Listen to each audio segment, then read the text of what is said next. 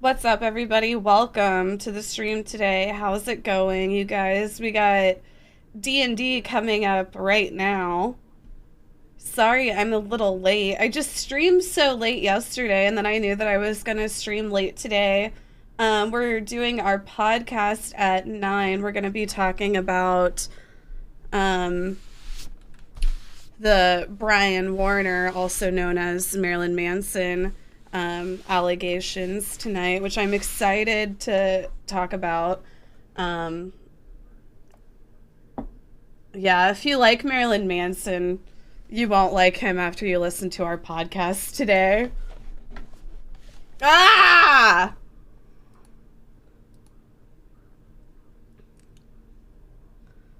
My camera already froze. Interesting. One of the videos that I actually have in my watch later, whenever I'm done with D&D, one of the videos that I actually have in my watch later is a tech support video on how to fix this issue, and I'm pretty sure that this one will fix it. Because I listened to the beginning part of it, and I'm like, yeah, I think this guy, I think he knows. Hollow Wolf, thank you. So hopefully I'll get it working once I do that. I just don't have time to fuck with it right now because we're starting D&D. Love you, is that a Casey. DSLR? Yeah, it is. Thank you all for your hard There's work, like some Casey settings effect. that I might need to go fuck with. I don't know, but I'll fuck with it after D&D. Oh, shit. Anyways, Hollow Wolf, thank you for the 3 months. And welcome to the stream today.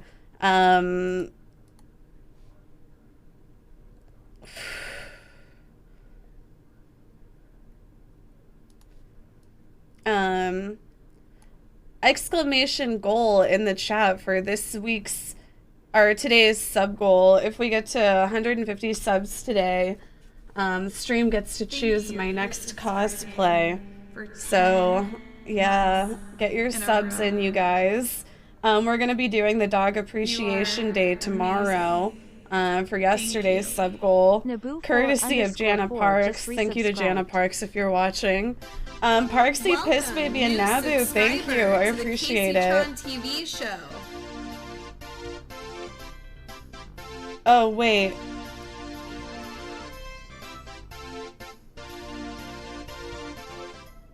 Parksy_pissbaby just subscribed.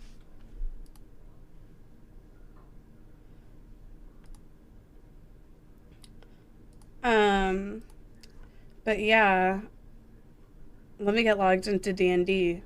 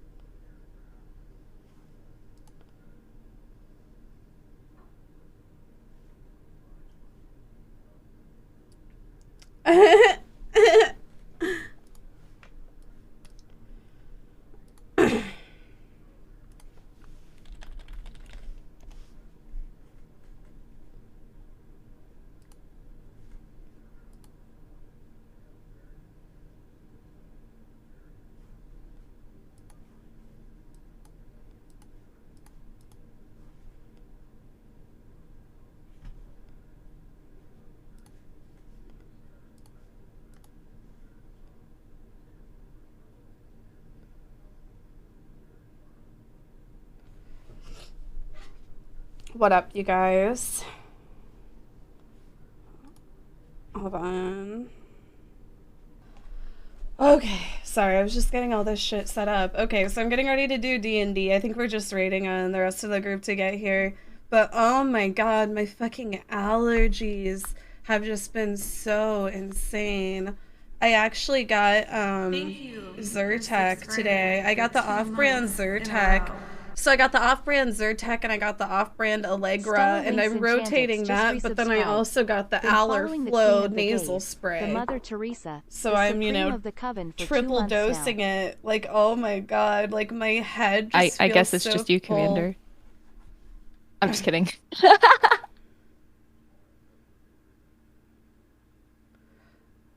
Oh, can you hear me? Hi, Commander.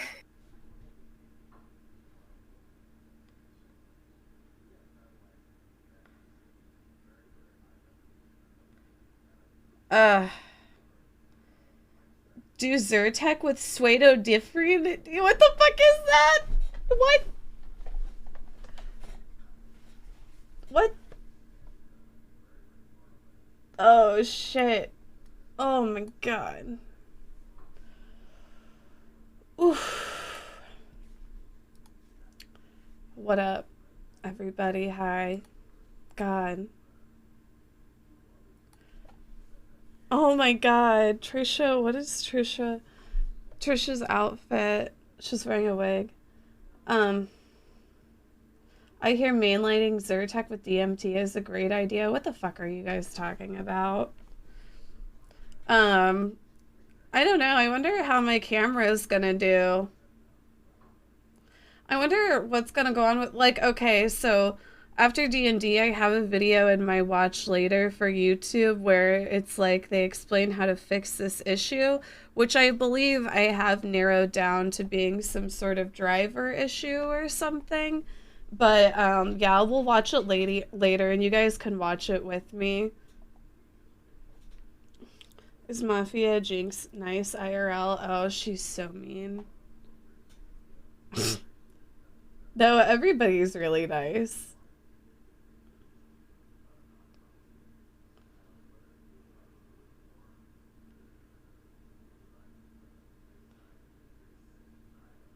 Does anybody have the same cam that can help you? I don't know.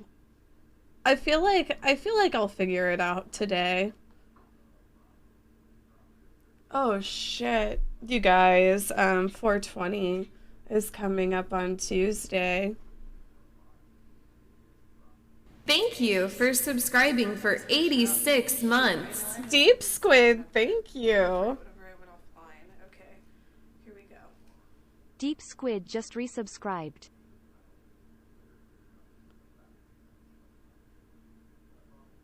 Wait, what was that alert?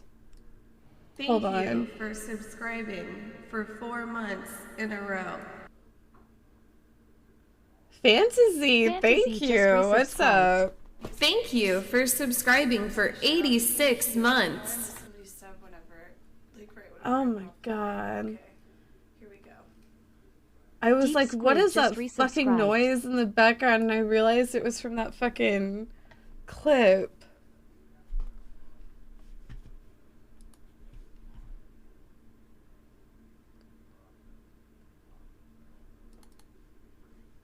Here we go.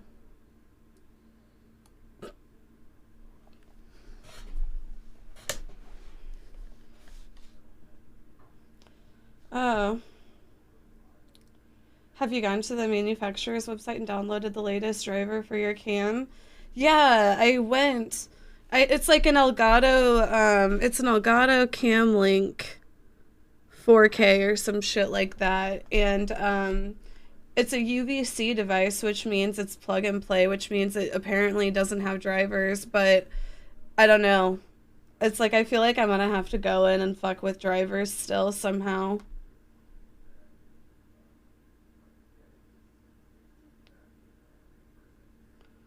My birthday is on 4/22. Oh shit, happy birthday. I plugged it in.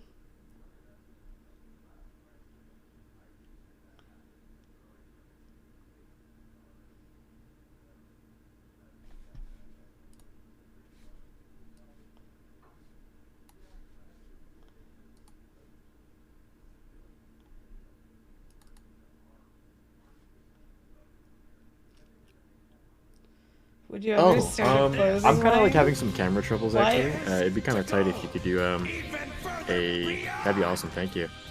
Spook Becca, thank you for the $5. What the heck? Thank you. Spook Becca tipped $5. You look so good today, Queen less than 3. I know. I'm just Thank you.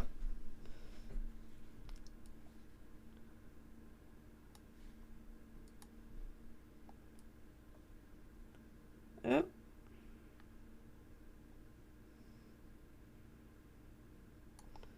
One, nothing wrong with me. Two, nothing wrong with me. Three, nothing wrong with me. Four, nothing wrong with me.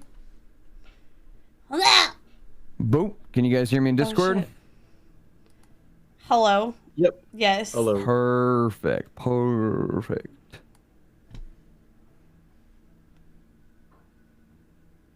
Everyone looks awesome. Sorry, I'm talking to Moonseal over Susu. here. She is. You look great, thank you. Casey, you look kind of hot. Oh, I know. I look good. Casey look good. always looking sexy. Thank you. How do you spell Trish, the fit sexy? is Love fire. the, It love looks the so good. wig. Thank you. Yes. It's new. Yeah, it looks good. We were just talking. Me and Jinx were just talking about when we want to do the the heck cosplay bought- episode. We who the gotta heck set bought that up. merchandise? Thank you. We just That need enough one. time for everyone to order whatever they want, you know, for the thing. So we'll Oh, plan I'm that ready. another I time. ordered We just stuff. gotta I start, already, yeah. I already have like 10 gowns. I'm ready. Yeah. Okay, all right. I ordered some stuff. I feel like Ross is either going to be the hardest or the easiest. I'm not sure. Ooh. Are we all here or? I'm checking with Susu right now. I think she's trying. She's going to try to make it. So I'm just checking with her right now. Is We're Fergus starting. You can coming? join whenever you're ready. Sorry, you're not feeling good. Where's Fergus? Ross, he told me that he's just it's a hard mental health day, and I think we can all understand that. So Aw, I give miss Ross some him. love. Give Ross some love on Twitter or wherever. Send him a text or whatever. Love that guy so much, and his character is still going to be very essential to today's episode. So, without further ado, we are going to get rolling with a little bit of a recap, and then we're going to get started for the day. But before we do any of that, I do have one announcement that I think is really important. So, I have begun work on a Discord to bring together the fans of all of my shows together to be able to post fan art, do watch parties, hang out together while the show's on, interact with each other, post theories about what's going to happen next, all that kind of good stuff. So I have created that Discord. It's still in the works, but I am going to give the link to all the cast members right now. If you would like to post it in your chat, feel free. Anyone can join. The cast members can join. I have a role for cast members. Nobody can ping you in there or anything like that. So if you want to join that, you can. But otherwise, I'm going to give that to you guys in the chat right now in the Discord. And then I'm going to also post it in my own chat for anyone who would like to join. So I'm going to send that here in the Blood of the Immortals chat. If you'd like to post that in your chats, you totally may. Totally optional. With that, if you're a subscriber on my Twitch, you also already have connections to it. You can already join through your integrations on Discord, so feel free to do that. Here's I'm going the to post the D&D link here in my Discord. chat for the Discord. Anyone who's a fan, anyone can join. It doesn't really matter. What's going to be cool about it is it's going to be a great place to connect with other people, post cool art and music, and just hang out and get to know other people from the different streams. Because we got a bunch of awesome content creators that are coming together right now, and the communities I think would be really cool if they all mixed together, you know, and did some dope shit. I've got a new show coming up as well, so that'll be my last announcement. That'll be on Fridays, so that'll be pretty awesome. It's got a bunch of people that you guys probably know from the Lover Host community. Without giving you the whole cast, I'll tell you there are some favorites like Ninska Bins will be on the show and playing an awesome character, and so will Amity Avon, who's very awesome. Two besties, if you know either of them on Twitter, they're always loving each other. It's gonna have some awesome cast members on it, so be excited for that. If you're fans of those people, feel free to join the Discord too. Okay, I'm done with my spiel. Anyone have anything they want to add before we roll on? Okay, going once, going twice. Sold. Me and Trisha are making sushi on Saturday. We're doing a stream and she's teaching me how to make sushi if anybody wants to tune in then. I'm very excited for that. Oh my god. I already sent her an ingredient list. I went and got stuff. I went and got stuff Did yesterday, you but get I still everything need already? to go back. But I got the eel and I'm just like, oh my god, for real? I was wondering, do you think you're gonna be able to make shrimp tempura? I got a box of tempura or whatever. Like it's already fried? I think it's like, I got like the batter. Oh, do you have shrimp? I'll get some. Okay. Alright. This is I gonna love be this so fun. much. It's gonna be awesome. Yeah, we'll see. I was like, do you have a deep fryer? She's like, why would I need one? I was like, oh. Fair. Do you deep fry sushi, huh? The That's pretty tempura. awesome. Tempura. I know that's like the only thing you would deep fry, right? Or would you actually deep fry a sushi roll? I mean, you can. I guess you Oh, could. I'm like, I would. I mean, why not? I guess that doesn't sound too bad. All right, You can. So you can. Okay, so that's the thing. Cool. All right, so welcome everybody to Blood of the Immortals episode 6. It is a very special episode, but before we get into it, let's do a little recap of what happened over the last couple sessions for anyone that may have missed it. So, in the story so far, your group of characters are demigods, and you have been sent on a mission to find the relics that house your parents being the gods of this world. You are their sons and daughters, and these relics are scattered across the world in different locations, and your goal is to find them. You were given a direction in which to go for the first relic, which is the golden seed of Moira. It trapped and conceals the goddess of harvest. She is the one who causes all of the crops in this area to grow and all of the nature to thrive. Yeah, she is streams Moonsy Cat. sort of like a nature god, but more focused on like the foods and the growth of like things that people can eat. It's kind of like it's more the kind of thing like the cornucopia type feel to it. And with Moira, her daughter is here to save her. That is Crocus. And Crocus, you've come with your group of fellow demigods, and this is the first real test to see if you guys can do this. And you arrived at a large cornfield. This cornfield is expansive to the point where it has no end in sight. You have no clue where it ends. It goes on for miles and miles. And the corn in this area is extremely this is Dungeons and Dragons. This is roleplay. And that is because of the golden seed of Moira that is hidden here. He's explaining. He's like doing a recap somewhere right now. in these miles and miles of corn, and it causes the growth to be intense in this area. So all the corn protects the seed, and also it is difficult to cut down because it is so close to that center of power. It's so close to that harvesting power. And so, with that, here we have the group. And as you arrived at the cornfield, there was a lone house, a lone farmhouse. At this lone farmhouse, there was a single person, a farmer, sort of young, looked like in his 20s, that challenged you to try and cut down some corn.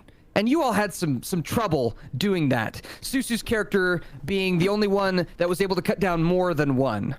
So, I believe, was it Leon that got the other one? Or was it, I can't remember. I think it was Leon that got one ear of corn after rolling high enough. So, very difficult to farm. He challenged you to cut down as many ears as you could, and most of you couldn't. So you realize this cornfield is more like a big maze, and it is the corn stalks are like walls. They're hard to push through and sturdy. And talking to the farmer, he seemed a little weird. And so he went down to his basement, brought back up this little white package, and after talking with him for a bit, a revelation occurred as questions started being asked about where the golden seed of Moira is. He revealed his true form to you. Yeah. That being Kaceytron, the long-lost brother of Crocus. I pressed enter by Escaped accident. or taken at the age of 3 when you were both children. It has been a long time since you've thought of him. Like when somebody passes in real life, your brain has a way of pushing those memories into the back of it. And it's not until something reminds you of it that they're brought back up. And after many years, you've been reunited with Kaceytron, lovingly referred to as Keys by Crocus, a half-brother.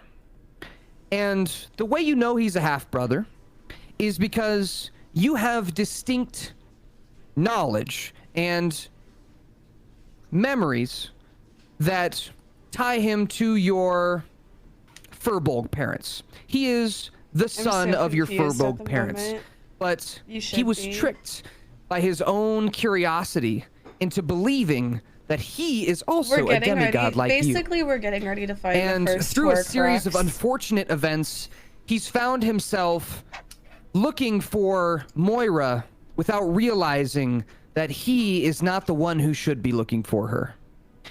He, in that little white package that he brought up from his basement, as this is the last thing I'll say, he was holding a compass in which he was given for all of his long work in the military in one of the beautiful elven cities of the area. So he was raised by high elves. He speaks with a British accent, which is totally different than where you were raised. So, and it makes sense. All of our characters are demigods, and they were brought together. Relics. They give these kinds of things to guards in the city that perform with excellence, and then leave for whatever reason. They give them a relic of the city or an heirloom to take with them to remind them of their service and remind them of the care that was provided by the elves. And this compass trapped in was and we just got one that surprised you when it came out. That's like a relic finder. It was supposed to point to the hidden relics of the gods. This compass is supposed to point to the nearest relics. And every time he's held it, it just spins and spins in circles. Spins and spins. And he never knows how to follow it. After his own research, he found his way to where Moira is hidden, but he hasn't been able to find her all these years because this compass does not work for him. And as he handed it to you, Crocus, the compass immediately stopped spinning on a dime and pointed directly out deep into the cornfield. And in that moment, you understood clearly that Kaceytron is no demigod. He's a mistaken Furbolg that truly believes that he is more than he actually physically is. And you begged him to leave. You begged him to go and run because you know that this is going to be a dangerous endeavor. There are creatures within these cornfields that take and drag people places you have no clue. They've never been seen before. These guards of this cornfield, they're terrifying, and you don't want your brother to you have a small fucking brain. So you begged him to leave, and he refused. He truly believes that he is here to find his true mom, even though she died many years ago. Oh, me too. I'm your Furbolg mother. So this is all based on a where true we pick story. up is as the compass points in the correct direction, almost as if in divine nature, something in this area now understands why you're truly here. As the compass points out into the cornfield, some presence in this cornfield has awoken and knows that you're here to find that seed. And as you all are standing inside, staring at the compass, which is now rigidly shaking and pointing in one direction, you hear the sound of a murder of crows outside the windows.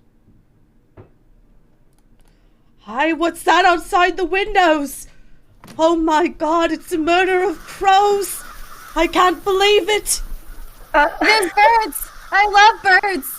The energy in the room has really changed. Something weird is going on. Pigrid, perhaps you shouldn't scare the children with your paranoia. Ugh. Oh, I've been Also, your smoking a name's bit too guys. much, I suppose. Yeah, the devil's lettuce. All right. So, at this time, Kitan runs outside, picking his scythe up off the floor, and he says, "It's time, Crocus! It's time!" And he runs out the door. What do you do? I guess I shall follow. Shit. Okay. I'm gonna go. I'm going. All right, is everyone following? I guess we are. I still think this No, brother is kind of sus. All right. Yep. So, Yeah, I think we're all with gonna that, follow. perfect. All right, with that, as you guys run outside, your characters are faced with the sight of a swarm of crows. You cannot see the sky. There are so many of them. And they swarm around a single scarecrow about 30 feet from where your position is. This scarecrow is in the center, and as the birds fly around it, you just barely get glimpses of it as its arms start to move and crack, and its head begins to tilt. You hear cracking and creaking throughout the cornfield over the sounds of this murder of crows.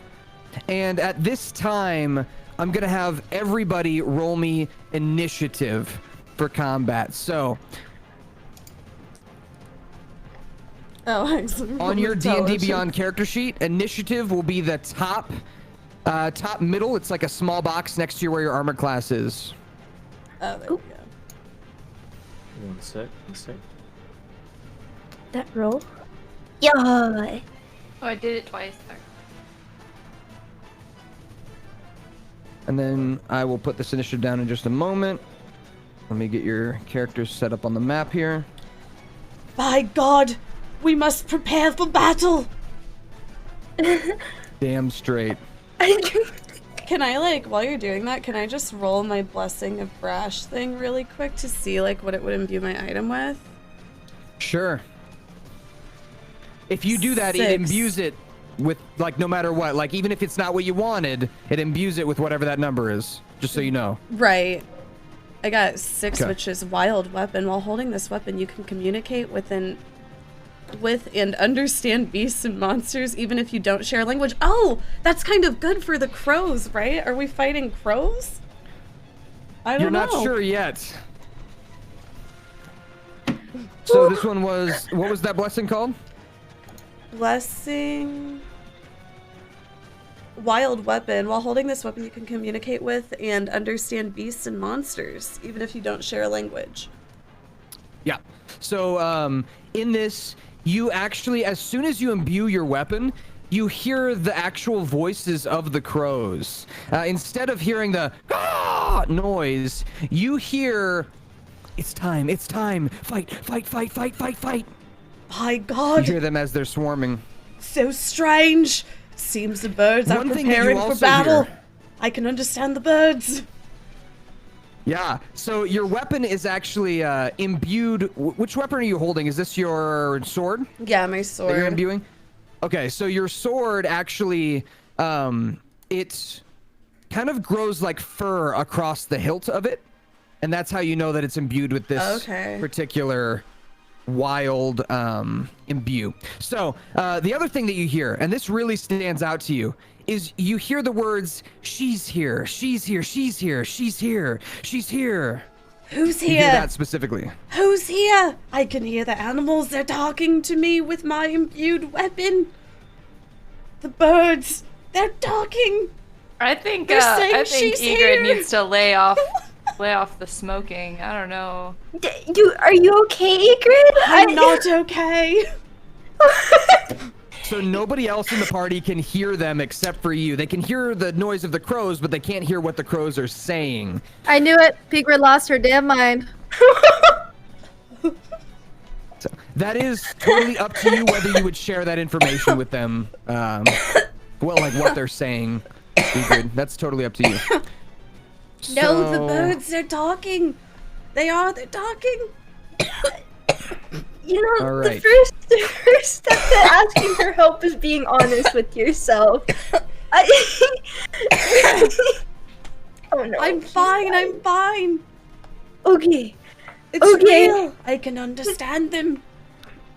All right, let me make sure I've got my map set up here. Oh god, she's hearing voices now. I hope they're not telling her to kill us.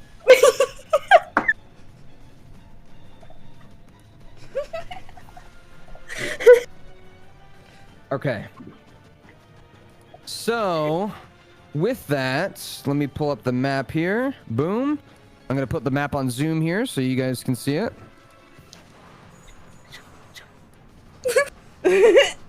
All right. So let me explain what's going on in the map here. So off the map, like over in this area that's kind of off the map, that's where the house is. Okay, so if you want to retreat in the house, just tell me, and I'll have you run off the map over on the right-hand side, okay? Just kind of behind where your characters are. So everyone, if you can see my screen here, my map, the black lines are corn rows, okay? Those corn rows are difficult to get through. You need to roll a strength check to be able to get through them, or you need to be like jump over them or climb over them. So those are your options. You can roll a strength check to push through. You can roll an acrobatics check to jump over, and I'll remind you of all this when it's your turn. Or you can have somebody like try and boost you. You know what I mean? So those are ways to get through the corn. You can get through it. It's just tough. It's just hard to get through. That's all. To show you your characters on the map, here is Kaceytron right here up front. Okay? So to give you a little idea of his token, there's Kaceytron. Very kind, gentle-looking furbolg. If anything happens to him, I'm gonna cry. Yeah, this is the game board. Here is For like Crocus. our fight scenes, we just have Commander Here like is move all of Tyria our right here. tokens instead of doing it through Here's like one Neffy. of those websites. But we Here's use Roll20 Egrid in the back. to roll. Rossi's character Fergus, Shisa here, and then Leon, you're way back here. Okay?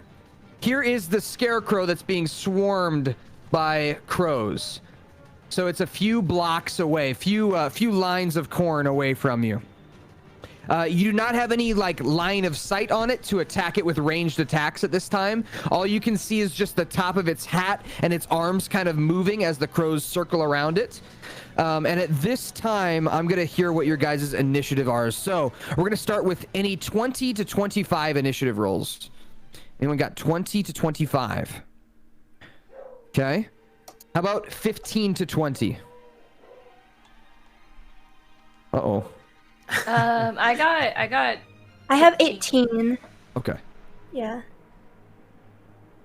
And Jinx? 16. 16. Okay, 10 to 15.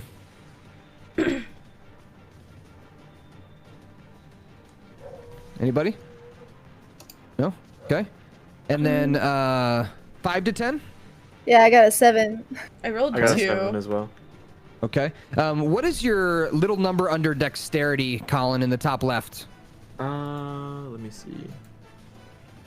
+2. Okay, and Oh, then 14, Tyria, 14. what's yours? What's your little number under your dexterity in the top left? Also 2. Okay. So then we're just going to have ladies go first here. Okay. Normally it would be whoever had the bigger number, but since you're the same, we'll just toss up here. Okay. All right. And then Egrid, what'd you get? 2. I'm Okay. last. Woo. All right. Let me roll for Fergus here. Fergus got a 15. And let me roll for Neffy.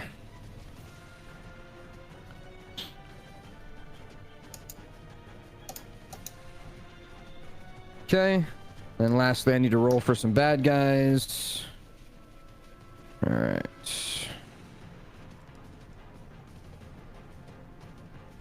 I'm starting to think these people aren't straight edge. And I'll roll for Kaceytron. Kaceytron got 11. Wait, didn't she make fun of what? What are you going to say? Mushroom got lost. last What roll are you here going for to me. say? What did I make fun of? What are you going to say?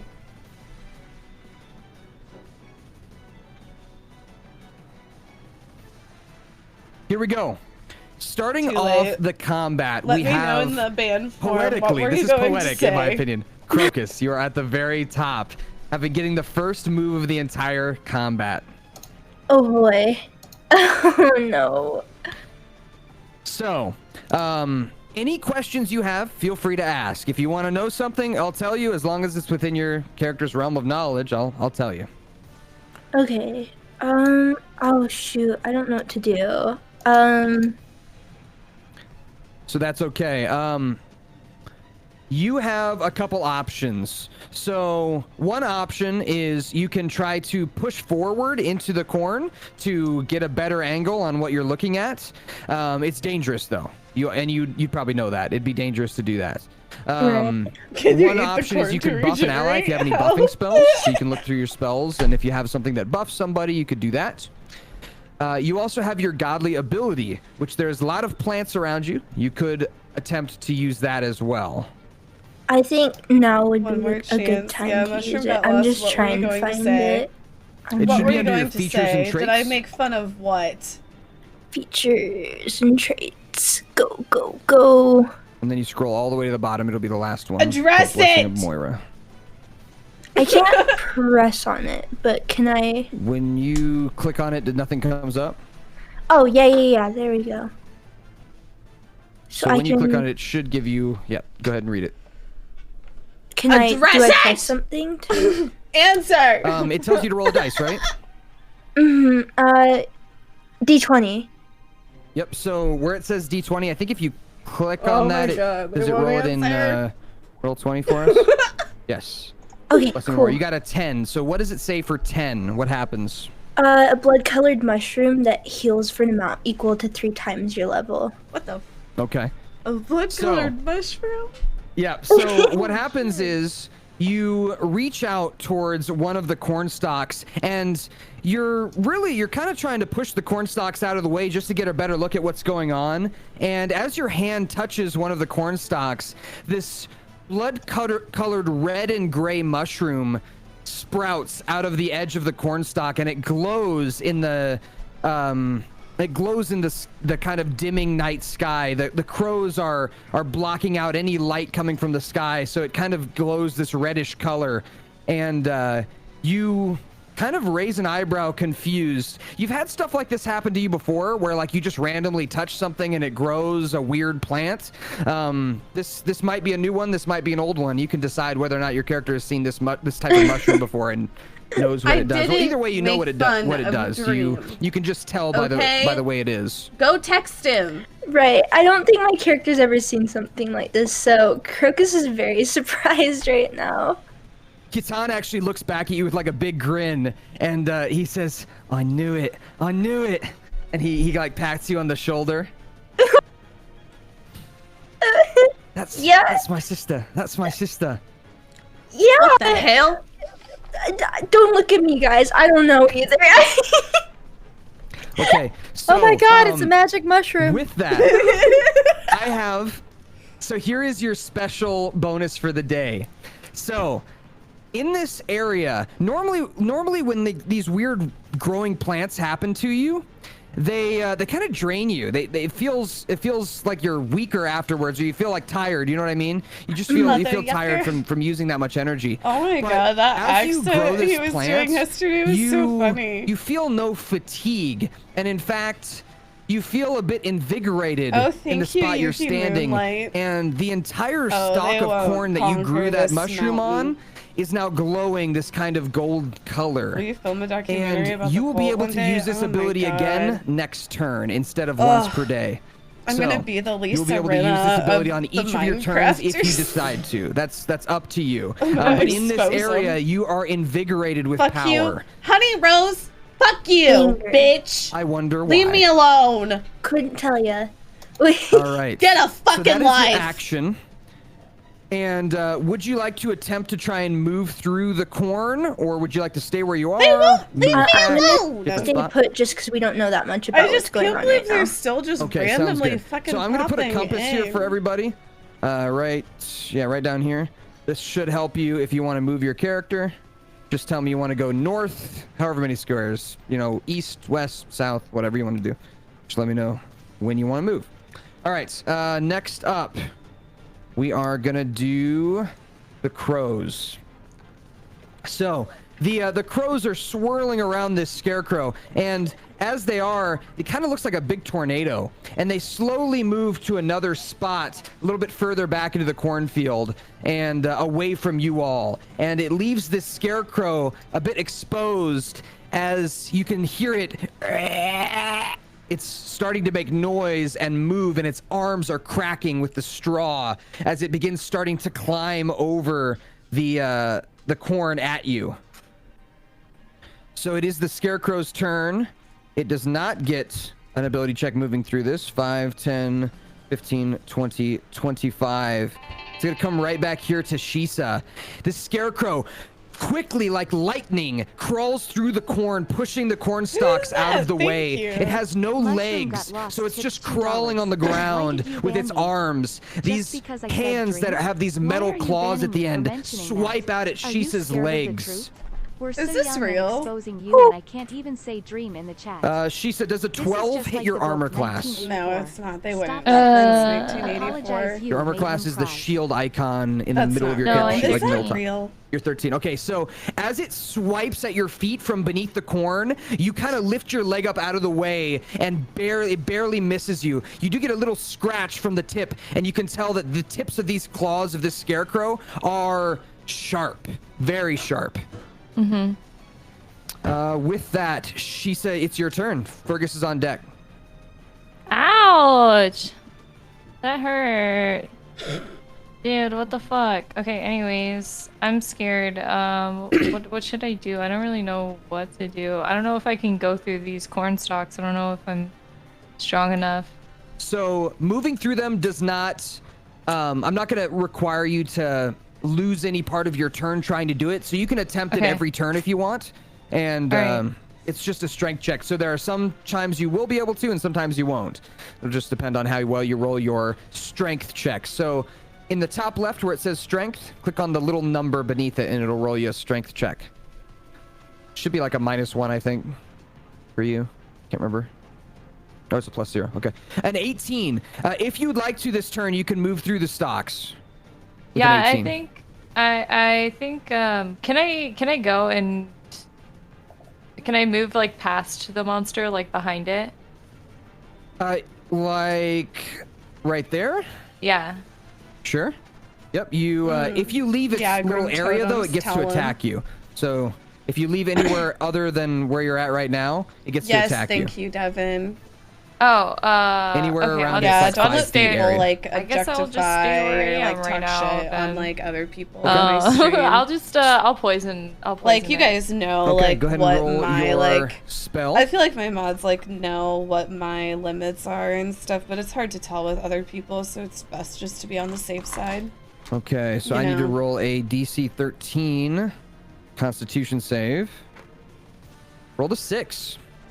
So I'm going to take 4 poison damage. As you spray the poison in the face of this scarecrow, you notice, looking at it, the inside of its face is moving with this weird kind of gross under the straw sack kind of movement, and you can hear some crows underneath. It looks like a few of these sentient crows have crawled inside of the scarecrow and are animating it in some way.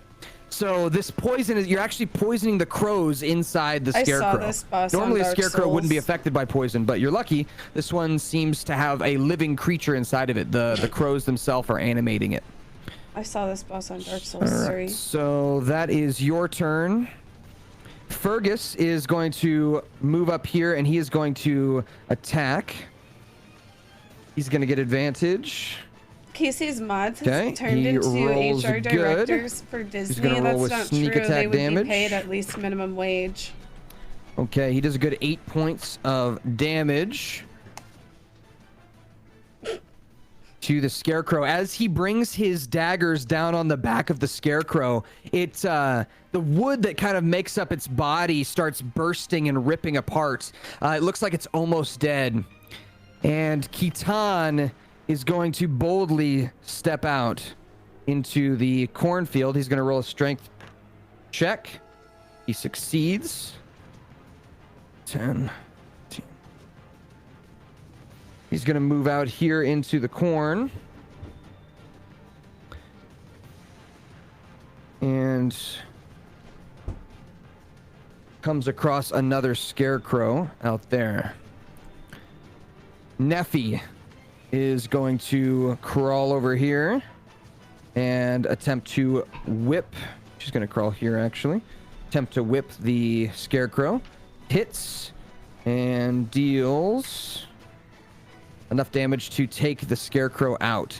So Neffy kills the first Scarecrow with her whip as it wraps around the Scarecrow and breaks it apart. Tyria, you're up as you watch the first Scarecrow die. These crows fly out of its face and up into the sky. How many scarecrows are there total? You have only seen one so far, but you hear Crocus's brother. You hear Kaceytron as he's yelling, "I found another one!" All right, so there's going to be a lot more enemies that are like more intense, right? So I should probably save my Chaos Bolt.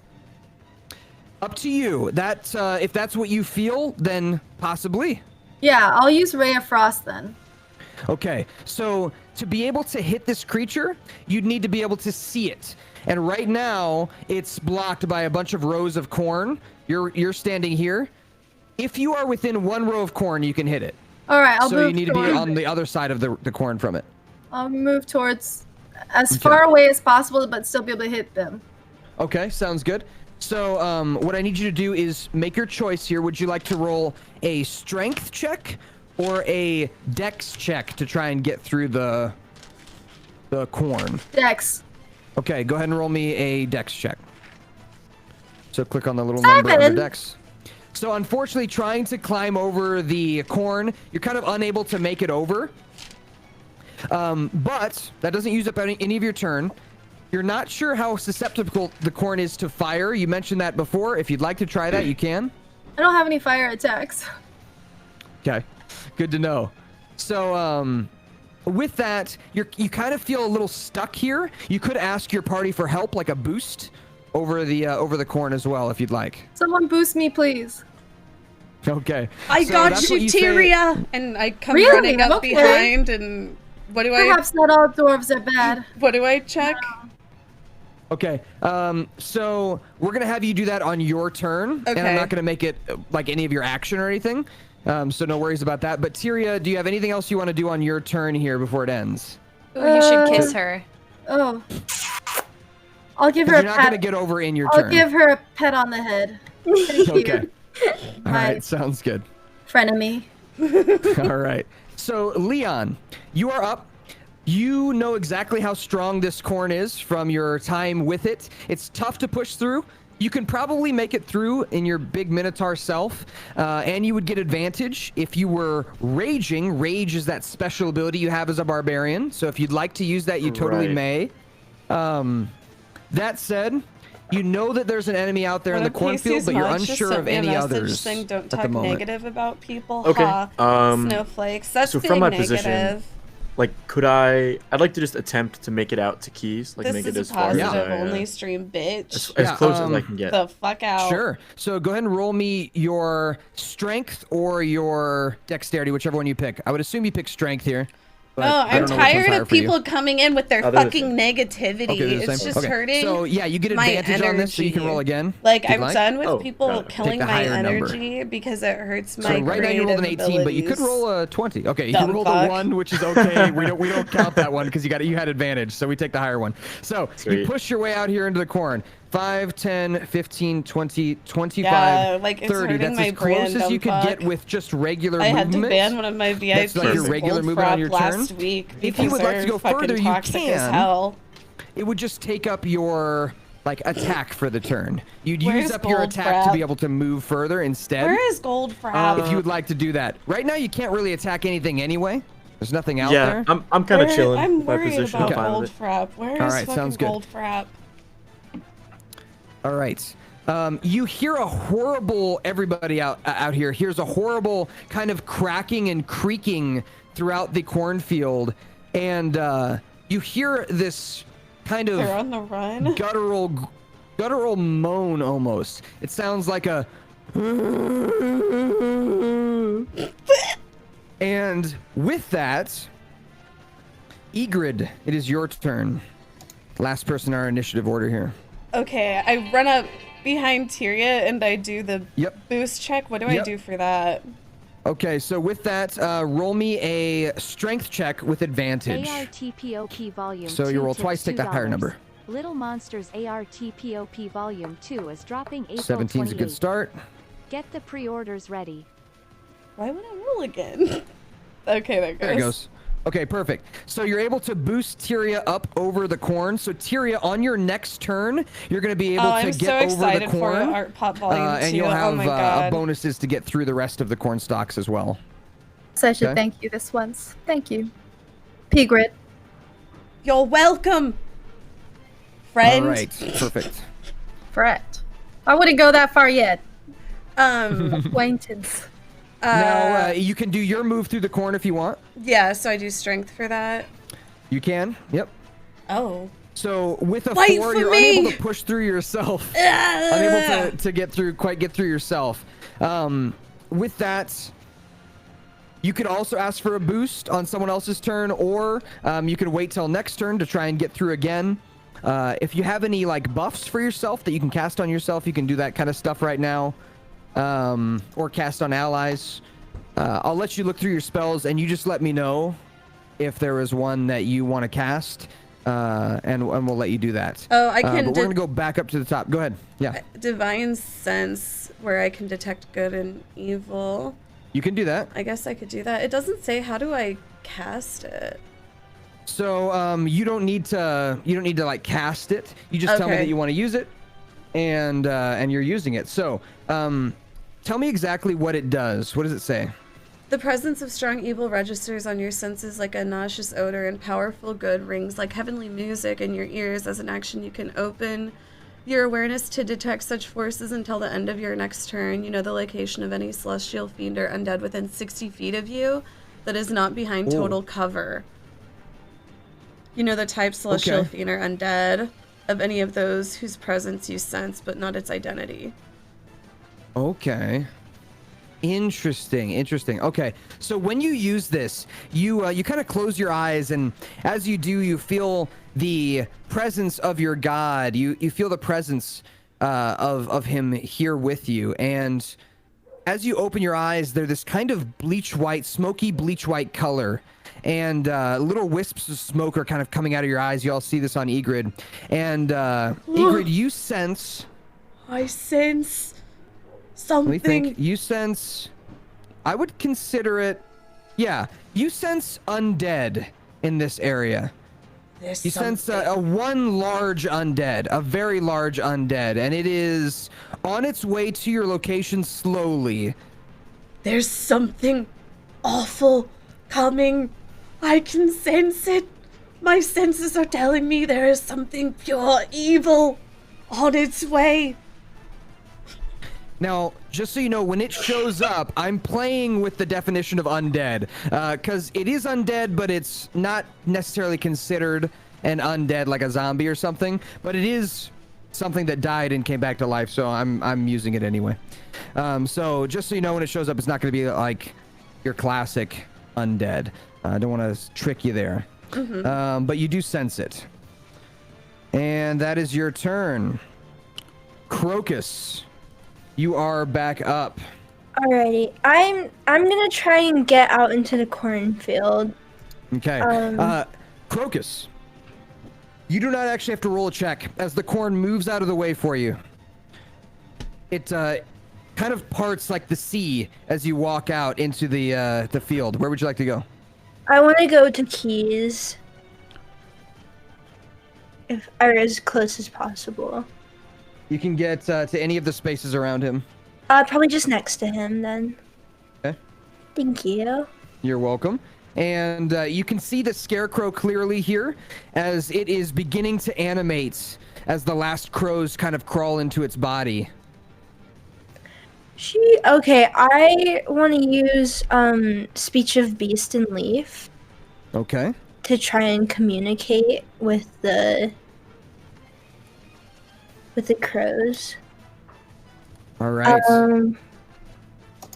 I don't know So- what I roll for that. I don't think I You do. don't need to roll. You just tell me that Okay. you actually, I think that's just a natural thing you have. So let me see. You have the ability to communicate in a limited manner with beasts and plants. They can understand the meaning of your words, Undead is though you have no special ability to understand them in And their return. heart stopped for 11 So seconds.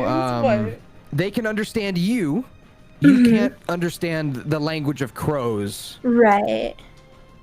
But They Casey can communicate emotions and stuff to you. Like you can tell an animal's emotion and like its base level simple thoughts, but you would not be able to understand an animal's like intelligent thoughts if it had any. Right. Okay. But they can. You do know that they would understand you if you spoke to them. These crows would definitely understand you if you said something to them. Right. Okay. And then I don't want to attack them You yet. see the crow whisperer? What can I do? I went on like a stroll in my neighborhood So earlier you can and do I saw buffs. a You few can crows. Crows are have a conversation with pretty Kitan big here. birds. If And you they're want to use very your whole turn to do smart that, you as can. If you well. want to make it a conversation, you can do that. So any buffs, Crows anything that you are can do interesting to prepare animals. yourself. Like, I've Shillelagh is heard good shit, as a like, they're bonus really action. good You at, prepare like, Shillelagh up. I don't Oh, fucking yeah. know. Okay, I'll do They Shillelagh. collect shiny objects. So you got your staff that is now yeah, and they like a communicate magical very weapon, so well next time you amongst use each it, other. it'll deal Perfect. some extra damage. Let's go. Yeah, that's it. And then, Crows anything remember else you wanna do on your faces. turn? They're I capable want of, to ask like, Keys, have you ever seen anything like this before? I haven't. Says, I've never seen nothing like it. My mind is blown. Casey, she was not talking to you, Casey. Oh. Oh, fuck. Oh my god, I love You're you, good. Casey. Oh my god. I'm just teasing you. I'm just teasing you. So your brother, he turns to you and he says, "I've never seen anything like this before. Never." He looks excited though, and he says, "Well, I think this means I guess so things are moving confused there. I forward. I thought think she said Casey. we're actually gonna find her." Yep, we're definitely gonna find her Keys. That's for sure.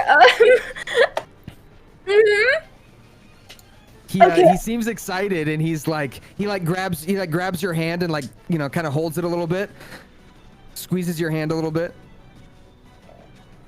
I only know you Okay, heard that I'm Sandra good for that sing. turn. I just Okay. It is the crow's turn. So the big flock of crows, I'm gonna use this piece of paper here to mark the flock of crows as it flies around. So it was kind of hovering over this space over here in the middle. I'll kind of rip this here. It was kind of hovering over that space right there. And the crows are going to swoop over here, and they are going to make attacks on all three of you in this area. So these attacks are not individual. What you guys need to do is roll me dexterity saving throws. So this is Leon, Crocus, and Kitan are all going to roll dexterity saving throws. That's the top left of your character sheet. Small box in the top left. You'll see the saving throws up there. okay. All right. Kitan rolls good. All right. So Crocus and Leon, you are both going to take 4 points of piercing damage as the crows peck at your body in different ways and swoop past you, clawing at you and digging their beaks into your skin. Okay, 4 damage. Kitan manages to dodge out of the way of any crows that come out of him or smack them out of the way before they get to him. Next is the scarecrows. So I'm gonna put this flock of crows a little bit smaller.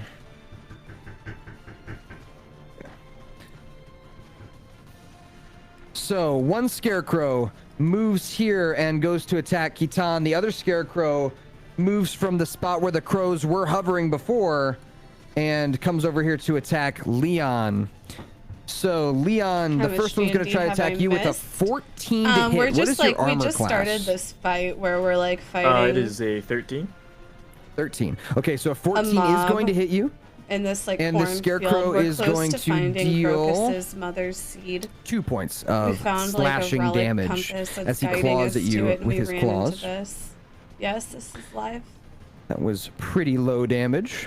And the next one is going to miss on its attack against Kitan. All right, that is the bad guys there. Shisa, you're up. Hi. Hi. So you are able to move through the corn, the rest of the corn here, and then you'd have to make another check to get through this for the next turn if you'd like. But it's up to you where you want to go. Okay, I want to try to get up close enough so that I can dissonant whispers. Okay. So with that dissonant whispers, I think you can 60. find 60 feet. Okay, you just need to be Yes. within vision of the creature, which would be you'd have to get yeah, through I one do ring of D&D corn to be every able to be in vision of all Wednesday. three of these Tonight, creatures. So go ahead and We roll me also do your our dexterity or your recreational use strength. podcast. It'll Try and be get the through. second episode All right, you tonight. push your way through. Tomorrow, And you can be I'm safe doing right an here Amazon and still watch hit party any of the creatures at you want. 9 p.m. call the me Scarecrow. Shisa the with Stallion. M60, Holly, and Sean. So you can hit either We're scarecrow not sure or what you can movie attempt to we're hit the gonna watch flock yet, of but I think something crows. scary. I'm gonna hit Depending the on flock how of it goes, crows. I might start doing like Okay. a regular Go Amazon ahead watch and party like roll the every damage, and Thursday I'll roll with a the group of different saving people. throw. For 4 months. Okay. in Chris a row. Belvany, thank you. Thank you for the 4 months. I appreciate DC it. Chris 13. Galvani just resubscribed. Yeah, Yup, they have a yup. -3 wisdom. So they're not going to get that. So they are going to take 10 psychic damage. Stupid bird And brain. a bunch of the crows disperse as you do that, leaving a much smaller swarm. So what you've done now is you've taken this large kind of swarm Fridays, of crows Princess and Diaries you've by Ty killed Morgan quite a for few of them Princess or Diaries dispersed 2 many of them. at 9 And you've reduced the amount of 10 damage that after they can deal stream. to your party. So there's still a I flock feel of bad crows because there, I but always like they stream fucking late on they Friday. will deal much less but I'll try to damage end now. by like 9 or 10, Give me 1 second here. so we can Checking continue this. Princess Diaries.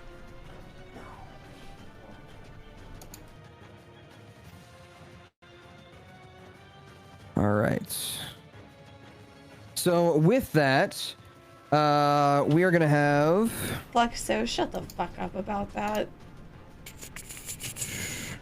Fergus. Fergus is gonna go. He's going to roll to get over this bad boy. Okay. So he is unable to make it over this turn, and Kitan is going to pull out his scythe and attack the scarecrow. I was gonna All right, like so that is if going it to hit goes the well on scarecrow, and Thursday he's going with to like deal 4 or 5 people watching, 7 points of damage. then I was gonna see about like to the scarecrow. you know, Very just nice. asking, like, Neffy a is going to different go, group of and streamers she's going to attempt to crawl. every week, you know, here. and kind of like pick the movie, I guess, based on who's watching it. Okay. And she's going to attack the scarecrow, going for Leon, and Will the misses. exercise command ever And come back? Tyria, you are No. up. You are The right topic for here. the All right, I guess I'll podcast move tonight. closer so I can Yeah, attack we're whatever talking about the Marilyn possible. Manson accusations. Yep, with from right here, you'd be able to attack most things. So Sweet. you are good to go. All right, I'll attack. What do you think is the most dangerous thing right now? Right now, these scarecrows are probably the most dangerous things. You Okay. have small cantrips you can use. I'll attack the scarecrows with Ray of Frost. Okay. So go ahead and roll your Ray of Frost attack. 15. All right. That's going to hit. Go ahead and roll damage. Oh, please. Fuck's sake! A 1? A natural okay. 1? That's okay. That's okay. That's all right. As you hit the scarecrow with the frost damage, it bursts in this kind of icicle pattern across its chest, and the scarecrow now is moving much slower than it was before. Anything else you'd like to do on your turn? No. Okay, Leon, you are up. Okay, so I'd like to attack with my weapon, the scarecrow that, from your perspective, is immediately to my I was left. saying, there's not as many choices on Amazon Watch Party. Like, Minions definitely isn't on there. Like, there is a lot of options, but at the same time, there isn't. Okay. 6 damage. That is going to burst the chest of the scarecrow. You hear the crows inside as they get hit by the flail. And like, it'll be easy that is pretty good damage. Nice. Anything else you'd like to do on your turn? If you click on where it says bonus actions, if you have anything there that you want to do, you totally can. Let me look. Where would that be? So I see. Under actions, there should be a little tab for bonus action. We're trying to make the podcast available every There's anything Monday, under there you like want to do, you totally can. edited version, and it'll be uploaded every Monday onto like Spotify. Could I use hammering horns? Yeah. Apple Go ahead Podcasts, and like all of those. I think that one's a horn attack. Like our first episode should be available. Right? The So go ahead and roll podcast. Our first episode should be available. On that's gonna miss. The 6 is gonna miss. So you kind of bring your horns down and then our second to attempt to gore this creature, and it just kind of dodges out of the way. Your horns just don't quite make impact the way you wanted this turn, but maybe next turn. Episodes like uploaded by Monday. All right. Next. So let me bring the music down a bit. As you hear that horrible groan right before Egrid's turn, again, that noise. Throughout the cornfield, you hear this cracking and creaking. And Crocus, you immediately notice a creature lumbering through the corn towards you. Egrid, you remember this creature was approaching, and you can kind of see the back of it coming up over the corn stalks. You can't see exactly what it is, but you're like, yeah, that's definitely the thing that I sensed. So Egrid, you know exactly what this thing is. Crocus, here's what you see. You see a writhing mass of vines and plants. Inside this writhing mass of vines and plants look like human remains, wrapped up bones, skulls, all kinds of decaying flesh. And across the back of this creature, as it writhes towards you, you see corn stalks that are kind of swaying on its back as it walks and kind of shambles towards your direction.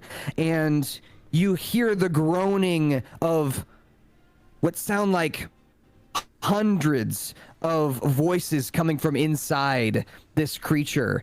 Probably people who have come looking for this seed, as this creature made of plants and nature, corrupted in some way. You can tell this is not natural. It is destroying, eating, killing people in this area. And while it may not look like much on paper, this creature seems devastatingly scary to you, as it has big implications in that this area has been corrupted by something.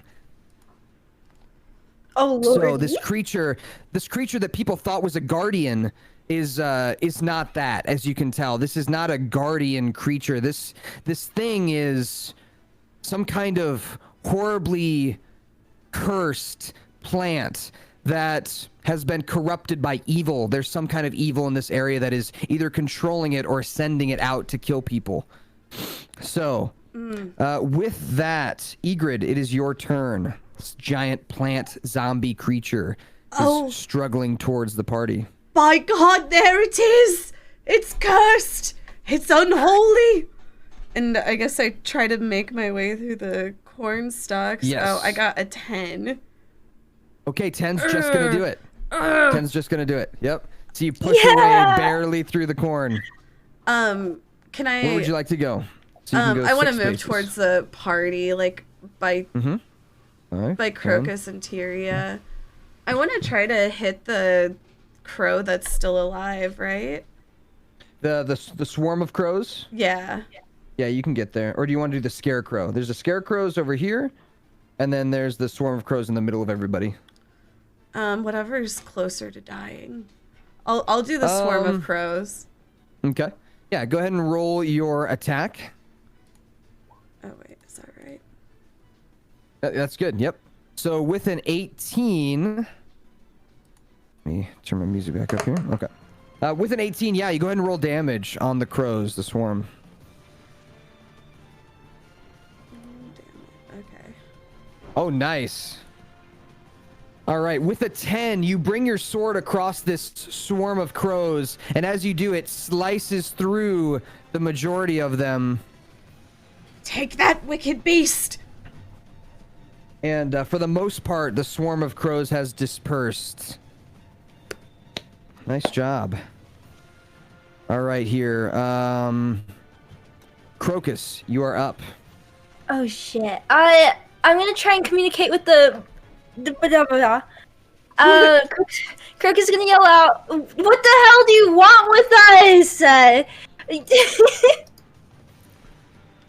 So what you hear from this creature is the sound of what sounds like a disembodied voice. It sounds like a voice calling out from the abyss as it yells, "Help us!" Oh no. Oh my God. There's something trapped inside. So here's a kind of closer up visual of the creature. I know the camera's quality's not great, but just this writhing mass of vines and plants with corn stalks on top. Oh, okay. I want to go for the scarecrow that's attacking Kaceytron right now. Yep. Go ahead and roll your attack. Attack. Or whatever you'd like to do. Yeah. Shillelagh. Let's go. You got this. All right. 14 is going to hit, so go ahead and roll your damage. Okay. Damage. Oh, I have to do it again, right? There should be a button next to Shillelagh that's like 1d8, I think, plus something, or 1d10 maybe? Not good. 1d8, yeah, 1d8. All right, so with a 3, you actually end up taking this scarecrow out. It's taken a lot of damage. So you bring your staff down and slam down on the top of this scarecrow as the crows disperse from it and fly up into the air. And you just kind of give it the bonk, and that thing falls to the ground. Stay dead. Stay down. And then would you like to move back to the spot you were at, or do you want to stay where you could hit it from? I'll just stay there for now. That's good. All right, sounds good. The crows are dispersed, and the scarecrows are going to go. The one here next to Leon is going to attack Leon. It is going to be a 14 to hit, which I think was the same as last time. I think that does hit, right? Because yours is a 13? Correct, yeah. Okay. So that is going to be a total of 3 points of damage. Slashing damage. And then you guys all hear the rustling of corn stalks as behind this shambling creature that's Jinx. Come Mafia Jinx. a swarm of scarecrows. Her apology video. What the fuck was that? As now things get intense. These scarecrows run up on the nearest 4 people. That shit's so stuck in my head. Crocus, Kaceytron, Leon, and Egrid. Do you still have your healing sword? It's like, because my Blessing of Brash spell, it's only attacks like on each of you per day. So it's Crocus faded now. attack I would have to is recast it. No, actually, no. It's 17 to hit imbued you, for as long. which is going to hit. I think it's imbued Know that one. permanently unless It's I going to be remove 4 points it, of I slashing think. damage. Okay.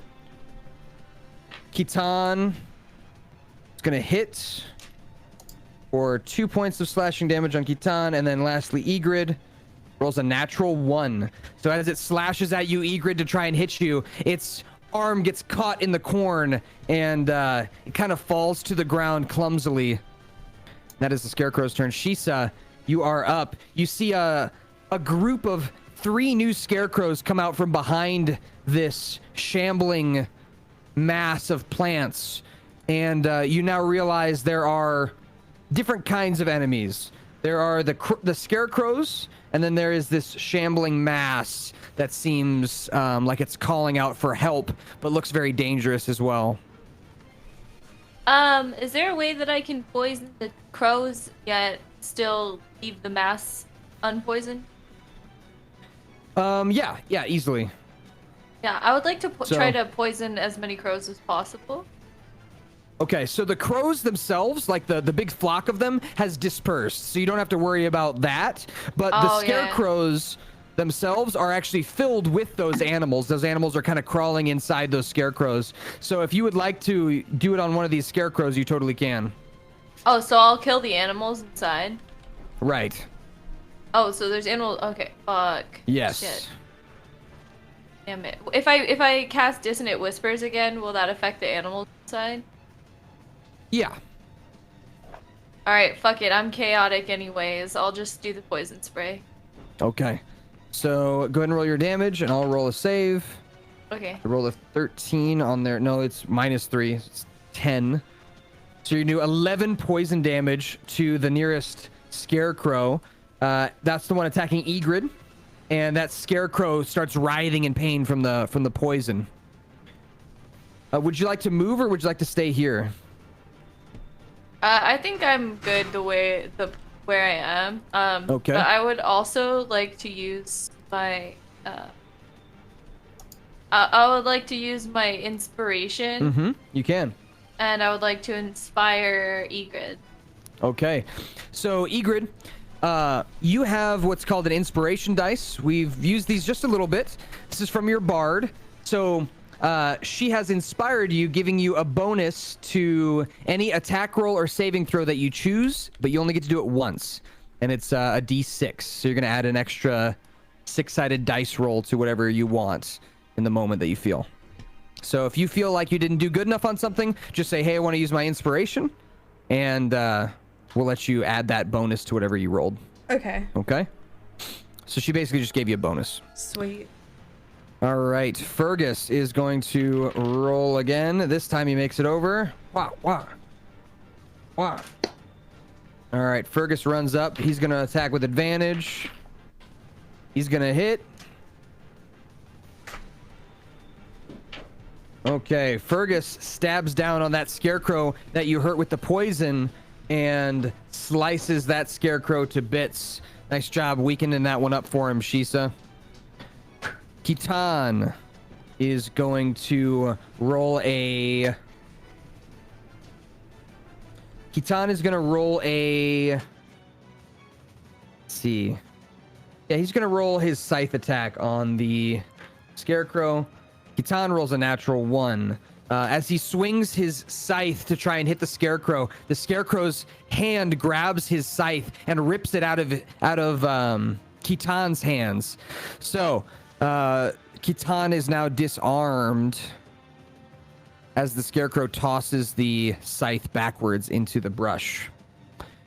Neffy is going to whip the Scarecrow. She's not doing great on those. Tyria, you are up. Leon, you're on deck. My God, if I roll another natural one. That's nice. I'm going to attack the big guy with a chaos bolt. I appreciate that. It's always nice to get feedback like that. Good thing you saved it. Nice. A 15's going to hit. Go ahead and roll your damage. Oh, for fuck's sake. All right. And then we got to roll that to see what type it is. Yeah, hold on. I'm trying to X shit out. I don't know how to do this. Oh my God. Oh, you're good. All right. I clicked it. Did it cast? You cast the spell, and we just need to click on the damage next to it. Okay.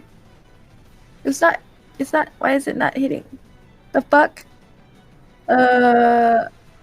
This? Oh, there it is. Yes. A 3? Okay. The fuck? Oh, that's not mine. Oh, thank God. Okay. Oh, 3, acid actually. Damage. Okay, so it's a total of 5 because you do acid and then the other elemental damage. You rolled a 2 and a 3, so it doesn't jump to the other target. So that's a total of 5 damage on the scarecrow that you hit before, and that's actually enough to take it out. So Really? Yes. Oh no, you didn't do it on a scarecrow. You did it on the big guy. You did it on the big guy. My bad. Can we just pretend we did it on the scarecrow now? Sure, I'll allow it. Yeah, let's I'm just cool go. with that. Make you feel good about it. Woohoo! We win these. Yeah, baby. Woohoo! Woohoo! Very nice. So you smack the shit out of that with a chaos bolt. The acid damage melts all of the straw and the crows inside this scarecrow into a little pile of feathers and mush, leaving a pile next to Kaceytron. Nice. Would you like to move from where you're at?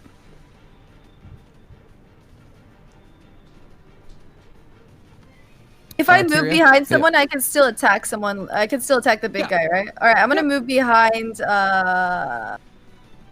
Farragus. Okay. You got it. I'm a coward. What can I say? All right. Hey, coward's work pays off. Leon, you are up. Okay, so I'd like to attack the same scarecrow as before. Yeah, I flip. saw that about Twitch banning like a bunch of view bots or Let me something. roll for that real quick. It is like kind of frustrating, you know, just like. Okay, yeah, 18's definitely gonna hit. So go ahead and roll your damage. People, you know, who are view botting their channel. 3 bludgeoning just, damage is enough with the combined attacks of you and Neffy. Like, basically, you have taken out it's the like, oh, that's cool. scarecrow that was attacking you. It's no longer slashing at you. And your flail kind of bursts through the wood, splintering it. I'm a band. You are open to move if you'd like. You still have your move for your turn, so if you'd like to move up to the big monster, you can, or you can move away, or you can stay where you're at. I think I will stay where I'm at because I don't think I understand how rage works. I think that's something I use at the beginning of a turn. It just, you know, you can use it anytime on your turn as a bonus action. So you just turn it on, and as soon as you turn it on, you take half damage from like physical attacks, which is sweet. And it doesn't turn off for like I think a whole minute. So it's like a big round. That's like a whole combat pretty much, because each round of combat is 6 seconds, so it's like 10 rounds of combat. Oh, perfect. Okay, so it lasts for a while. Okay, yeah, so I will do that then. Okay. I will rage. And then I think it does turn off if you don't attack on your turn or you don't take damage during the round of combat. So like if you're not like actively, you know, like fighting something, raging is not a good idea because it'll just go away. Oh, right, because I just hit something. I understand. Yeah, so you just hit something, so it's good to do rage now. And then when this creature moves up, assuming you take some damage, that's good for your rage too, because it'll keep your rage up. So if you take damage from a bad guy, it keeps that rage going. I will do that then. Okay, so you cast your rage. We're going to say you did that before you attacked, because you actually get bonus damage when you rage too. You get +2 to your damage, so that goes from 3 damage to 5 damage, which is pretty sweet. So, on your following turns, just remember, you could write this down somewhere, or I'll try my best to remember as well. You get an extra +2 on all of your damage as you're raging, which is pretty sweet. And this creature is going to move forward. And as it does, it is going to crouch down. These vines kind of dig into the ground, and as they do, they come up beneath the feet of everyone within 5 feet of it. These vines attempt to grab the ankles of Ygritte, Kaceytron, and Leon. So Ygritte, Kaceytron, and Leon, I need you to roll me a dexterity saving throw. Top left of your character sheet. Good. Ah! And then back beast! Kaceytron. I start cutting at the roots with my sword. No, they recoil, and you almost hear like a as they recoil. Kaceytron rolls poorly as the vines wrap around his legs and drag him to the ground. Flip Kaceytron over to his status symbol side. As he falls to the ground, he kind of hits his head on the ground, and he looks up at you, Crocus, as the creature is now dragging him towards this gaping hole in the middle of it. which is probably where it keeps dragging people and killing them. Oh no! Oh. Uh-oh. Now it is Egrid's turn. It's almost your turn again, Crocus. Okay. I want to try to finish off that crow to like the north, like in front of Crocus. Mm-hmm. So I'll use So go ahead and roll me your strength check to try and get through. Get up to it. Oh, my strength. Oh, yeah. See if you can get through the corn. You totally can. All good. You come up here. You rolled your 15. That does hit. Go ahead and roll damage. 11 slashing's really good. It doesn't quite kill this scarecrow because it hasn't taken any damage yet.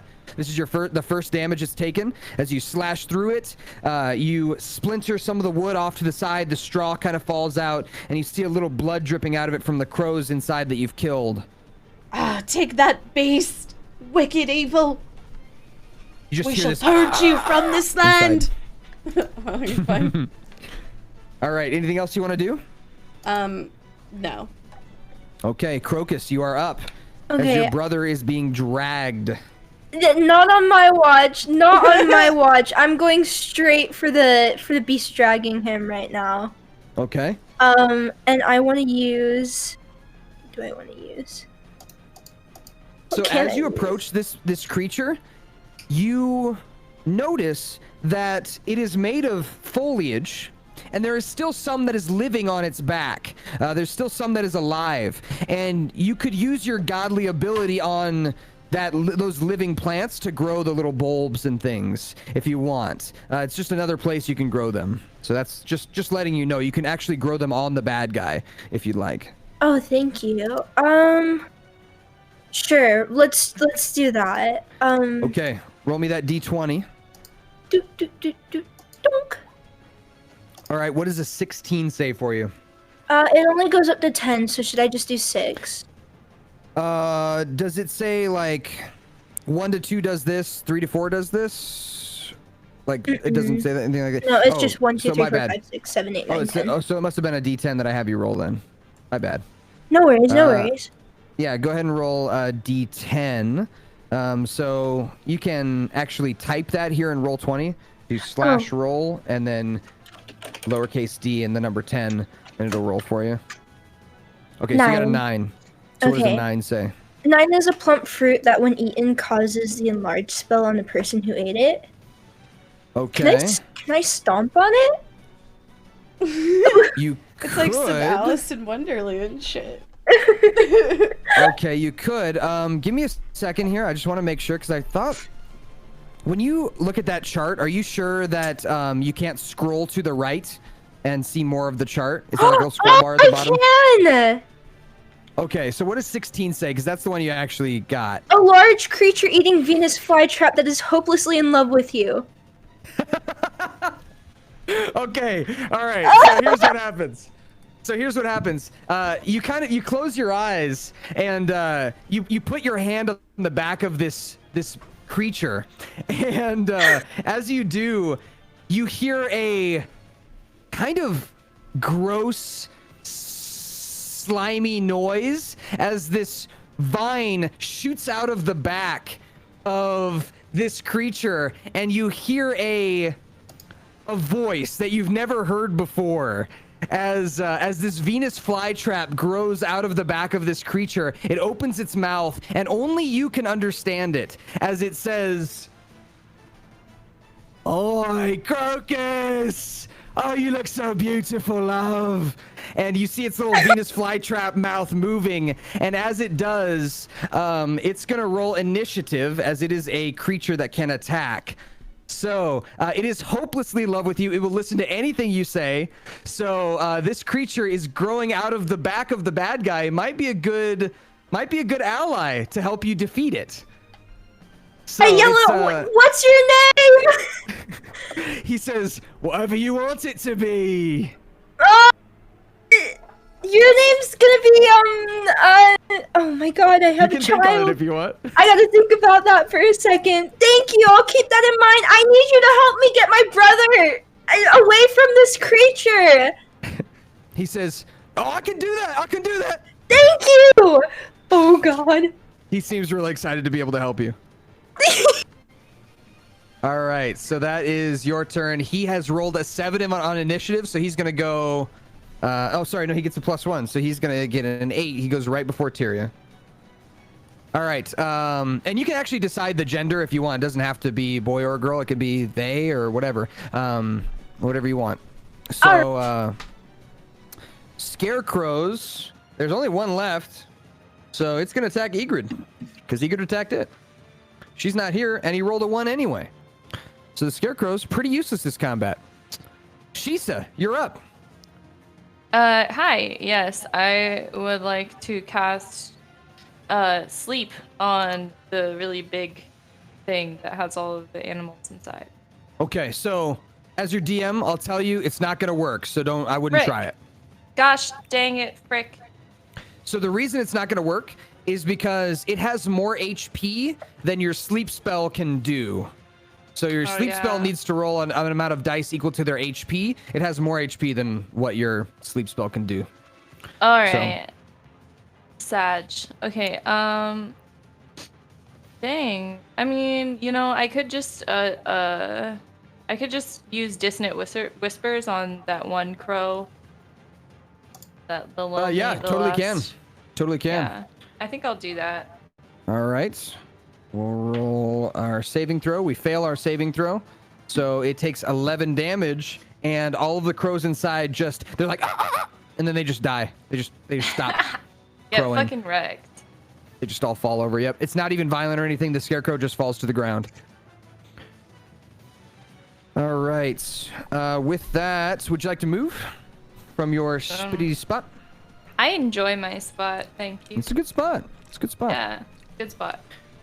All right. Fergus is going to run up here, and he's going to jump on the back of this creature and roll an attack. He gets advantage. That's good because he needed it. And he is going to get 7 points of piercing damage. So Fergus runs up, and I'm not going to try my Irish accent because I can't think of it right now. But Fergus runs up and jumps on the back of this creature and stabs his daggers into the back of it. And starts kind of riding it around. Kitan is going to attempt to roll to get out of the vines. He fails. And continues to be dragged. Neffy is going to whip this creature. Whip it real good. Neffy can't catch a break today. The Venus flytrap is up. So, the Venus flytrap has a few things it can do. It can bite with its mouth, and it's uniquely sharp teeth. It's not like a regular Venus flytrap that's like kind of harmless to most things. It's sharp. It's gonna hurt if it bites something. It can also create a small healing leaf, or it can attempt to wrap around something, like try to grapple something. It's not big enough to grapple around this creature though. So your best move here is to either make healing or do the attack and try and get Kitan out of the vines. I want to get Kaceytron out of the vine, so let's use the bite. Okay. So what do you tell it to do? Your name is Basil now. And Basil, I need you to bite the vines that have my brother. Just go. He nods his head and just goes down in for a big bite on the vines, trying to let loose. And he rolled a 17, which is going to bite into those vines, and he's going to rip Kitan loose. Yes. So he rips Kitan loose of the vines. Very nice. Thank you so much for the raid, Trisha. So much. Good job, Basil. Good job.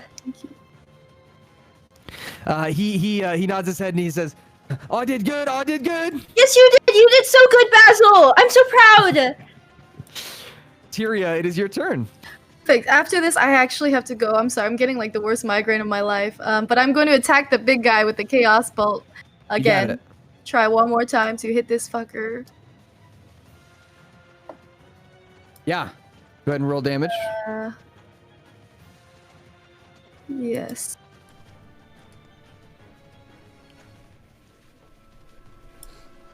It's not work. I hit at 22, I think. Or oh, I can choose the damage type apparently. Oh, okay. So then if you click where it says, there we go, nice, perfect. Okay, so it's thunder damage. So 9 thunder damage and 4 regular damage. That's 13 damage. As you fire the Chaos Bolt at this creature, it pierces through the plant body, kind of ripping through, causing all this kind of juices and stuff to fly out. It lets out this horrible noise as you fire through it.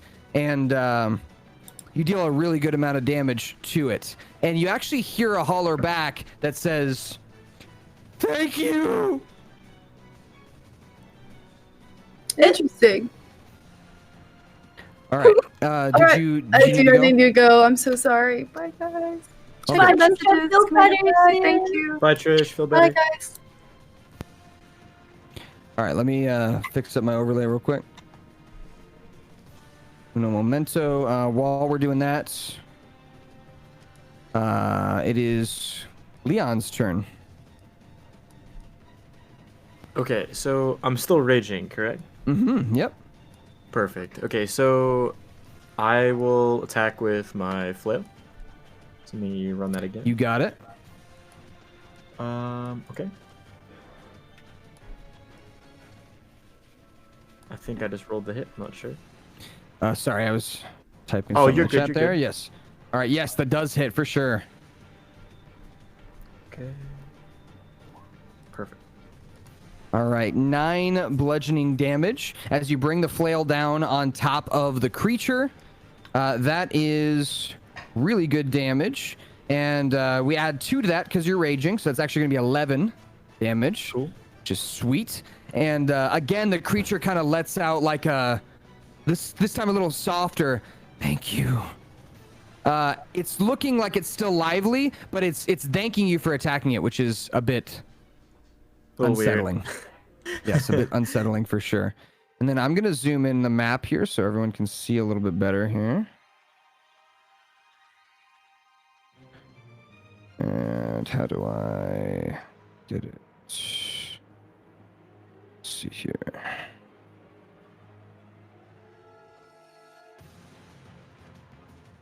I guess we'll just do it like that. All right.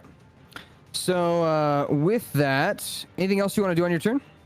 I think with my second action, I'll use the hammering horns again. Yeah. So just another... There you go. That is going to hit. Go ahead and roll Alright. your horn damage. 6 piercing damage as you dig your horns into the belly of this creature. You're getting a really good look at it now from being this close to it. And you can tell that it's made up of mostly plant, but you do see like human and other creature remains here. Ooh. And a few like kind of like half decayed heads turn towards you to look at you as you gore this creature with your horns. And it's unsettling to see their eyes kind of, these like dead eyes, like look at you with their mouths agape open. It smells horrible too. I would imagine. Yes. So it's kind of a horror-esque creature. Egrid, you are up.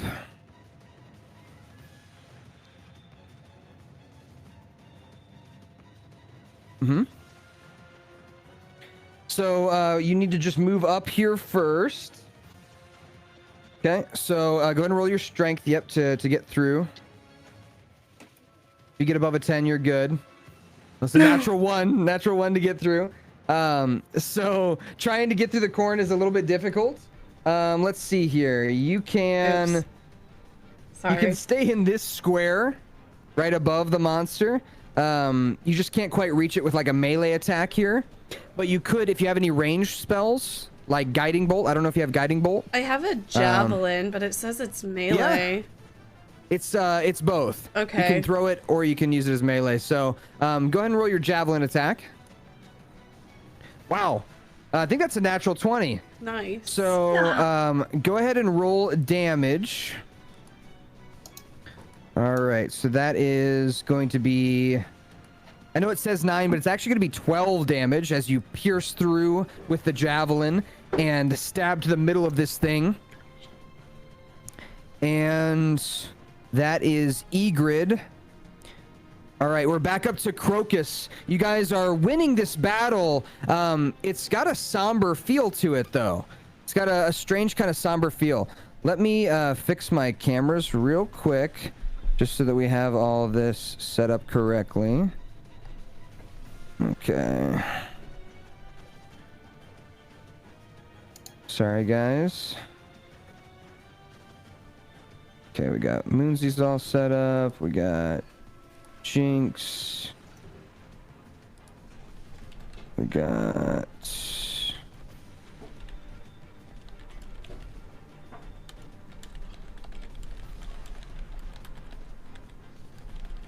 Just gotta get, oh no, I think that's all we need for this. Okay, yeah, so we can just put Trisha's art up. Boom. Transition. Okay, are we missing anybody? No, we got everybody. Okay. Perfect. Go ahead. Okay, I want to use Shillelagh on the creature. Should I just do the damage? Yeah, go ahead and when you click on it, it should roll. Roll the attack and then roll the damage. We'll see what the attack is. You're probably gonna hit. Yeah, a 12 is still gonna hit, and then damage is 7. That's good. So you bring the Shillelagh down on this creature, and it seems to really make an impact. Your staff really does quite a bit of damage to this thing, and it's all of the eyes of the creature, all these like kind of heads and these kind of undead eyes all turn to look at you. Oh. Oh yes. No. Can I get Basil to do damage, or can they only do That will be on his turn. Okay. Oh, okay, cool. I don't know what to do. They're all looking at me now. Right now, your brother's free from the vines. Okay. But the creature is looking at you. It looks like instead of like killing intent, it just looks at you like sadly. Oh. I'm so sorry.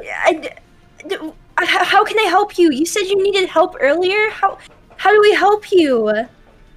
The creature says, "Please kill us." Oh my god. Okay. Yeah, it's unsettling. Oh no. Okay. Anything else you want to do on your turn? Is there anything else I can do on my turn, or is that it?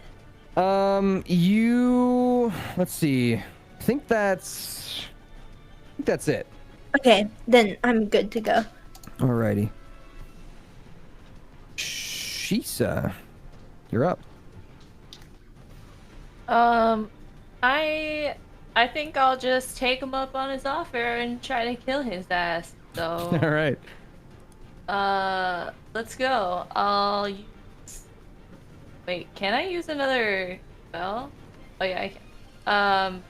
Are we even I think close I'll try to today's to sub use goal? poison. Probably not, but Okay. Yeah, go ahead and roll your usually I get less subs whenever I'm like in a damage call here. like this, you know. You're within 10 feet. It's a Constitution save of 13. Like, let me add. It does roll a 15, so it's not going to deal any damage this particular time with that cantrip. So he rolled a little higher than your number to beat. So with that, would you like to try and move through the stalks, or do you want to stay where you're at? Yeah, I'll move through the stalks, but I'll be behind. I'll be behind Crocus and Leon. Okay, go ahead and roll me your strength or dexterity, your choice. I'll do strength. Alrighty. I'm at 11 subs today, it says. With a 6, you're kind of forced to stay in your spot. But here. yeah, like as soon as I started unfortunately, streaming, can't quite make it to Crocus as you try and push through the corn. It's unsettling hearing all this on the other side of the corn from you. I gotta stop skipping arm day. Sheesh. True. All right. Fergus is going to stab down with his daggers. He rolls good. He's going to deal some damage.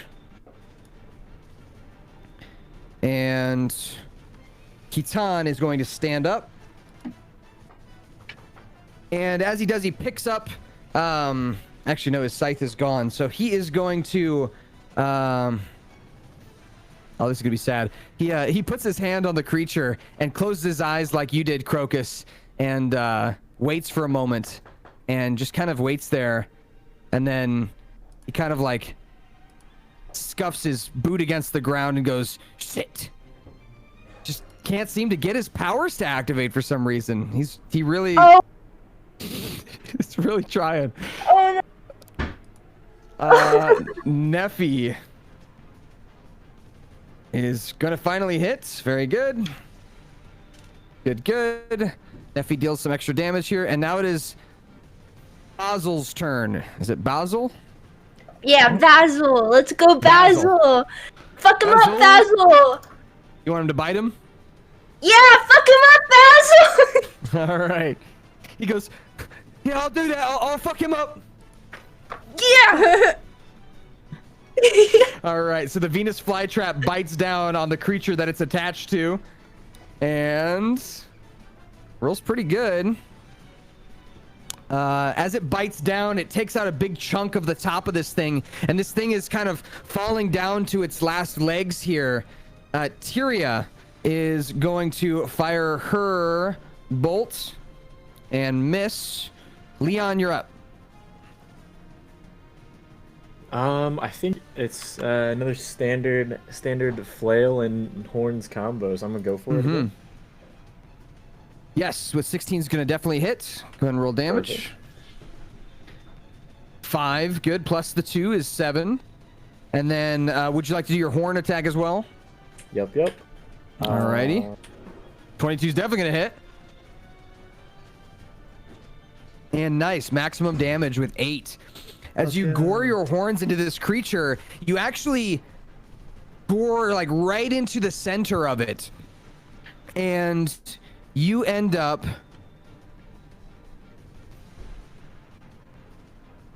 as the sounds of crows fade into the distance and the creature lets out this final raspy thank you, and it goes limp. The vines fall off and into the grass, kind of disintegrating and decaying, and the human and other creature remains within its body all kind of topple out into the ground and clatter in between the corn stalks. And the creature is defeated. And in a moment that should have felt triumphant and like, woo, you're confused, and Crocus and Egrid, you're much more in the know than everybody else in the party of what this thing is. Egrid, with your sense from earlier, you understood that this is a creature that has been corrupted by evil in some way. And these writhing mass of bodies and voices inside are all creatures that it has eaten or consumed in some way. Probably adventurers who came looking for the seed of Moira. And this creature that is most likely the guardian of old that you've heard of is actually just a horrifying monstrosity that shambles through these corn stalks and goes after people that come in here. But you're not sure why it goes after people. You're not sure what its motivation is. And now that you've killed it, you can really kind of get a better look at all the insides and everything. This goes for Crocus too. So both of you guys go ahead and roll me investigation checks, because you're kind of the most knowledgeable of this thing. So investigation checks. Okay. So a 15 from Egrid and a 5 from Crocus. Crocus, you're kind of more concerned with just like making sure that your brother's okay, and you know, the rest of the things around you is just kind of distracting from this. But Egrid, as you kind of sift through the parts of this creature that are left over, here are some things that you notice. One thing that you notice: there are many people that have been consumed or digested in some way inside this creature. Probably upwards of 40 or 50 people. And most of their bodies and bones are gone. Just like disintegrated or left somewhere, you're not sure. But they were all like either trapped or like lodged in the soil that made up its body. You know, it was made up of plants and soil, and it was all kind of lodged up in there. So it's not like it really ate anything. It doesn't look like it has like inside digestion necessarily. The creature looks like it was corrupted by evil for sure, that you get from your investigation check, as you can just tell the evil magic that corrupted it. It gives off like an aura to you that you can kind of sense. And one other thing that you notice is that it looks like it's made up of most of just plants and corn from this area. And it looks like it's been alive for a long time. And you're not sure what's made it, but you know that it's something not good. And you kind of get an idea that the purpose of this thing is somewhat malicious in some way. Like there's a reason that it's here for an evil reason. And you may have just rid this area of something that was really, really very bad. It didn't seem like that big of a threat, right? I mean, it was just kind of like this shambling mass of, you know, plants and shit. But you have almost cleansed this area of the cornfield. You can feel it, and you can almost still hear the voices kind of ringing in the wind. Thank you, thank you. This wicked monstrosity. The souls of adventure seem to be trapped inside, and we have rid this land of this cursed being. What shall we do now? This fight? What does the compass say? Kitan has like the 1,000-yard stare right now as he's looking out across the cornfield, and as he's looking across, he says, "I thought it would be different. I thought it would be, you know, some big test from Mother, or some kind of, I don't know. I thought it would be different." What do you think would happen? No, I thought it would be heroic. I thought it would be a moment where we overcome a test and she comes out from hiding and embraces us. And where is she? I don't see her. As you look at the compass, it is directly pointing deep out into the cornfield. And so, Crocus, you have this compass. You can feel it kind of vibrating in your hand as the needle points in that direction. What would you like to do? I look up at Kaceytron. I'm like, Kaceytron, this is only the beginning, like and 3 hours. You can still go back. I need you to. I still think. You've seen how dangerous this is. I need you to go and meet up with our friend in the forest, and I promise I will come back for you, but this is not your fight. Why do you want me gone so bad? I don't want anything to happen to you, Kaceytron. I don't want anything to happen to you. I don't We'll have each other's back. Yeah, we'll have each other's back, Kaceytron. Good. He walks into the cornfield, picks up his scythe that had been tossed into the cornfield, and as he comes back, he says, "Shall we follow the compass then?" Yeah, we'll follow the compass. Is everybody else? Are you guys okay? Are we good? I guess we have no other choice than to follow the compass. Okay.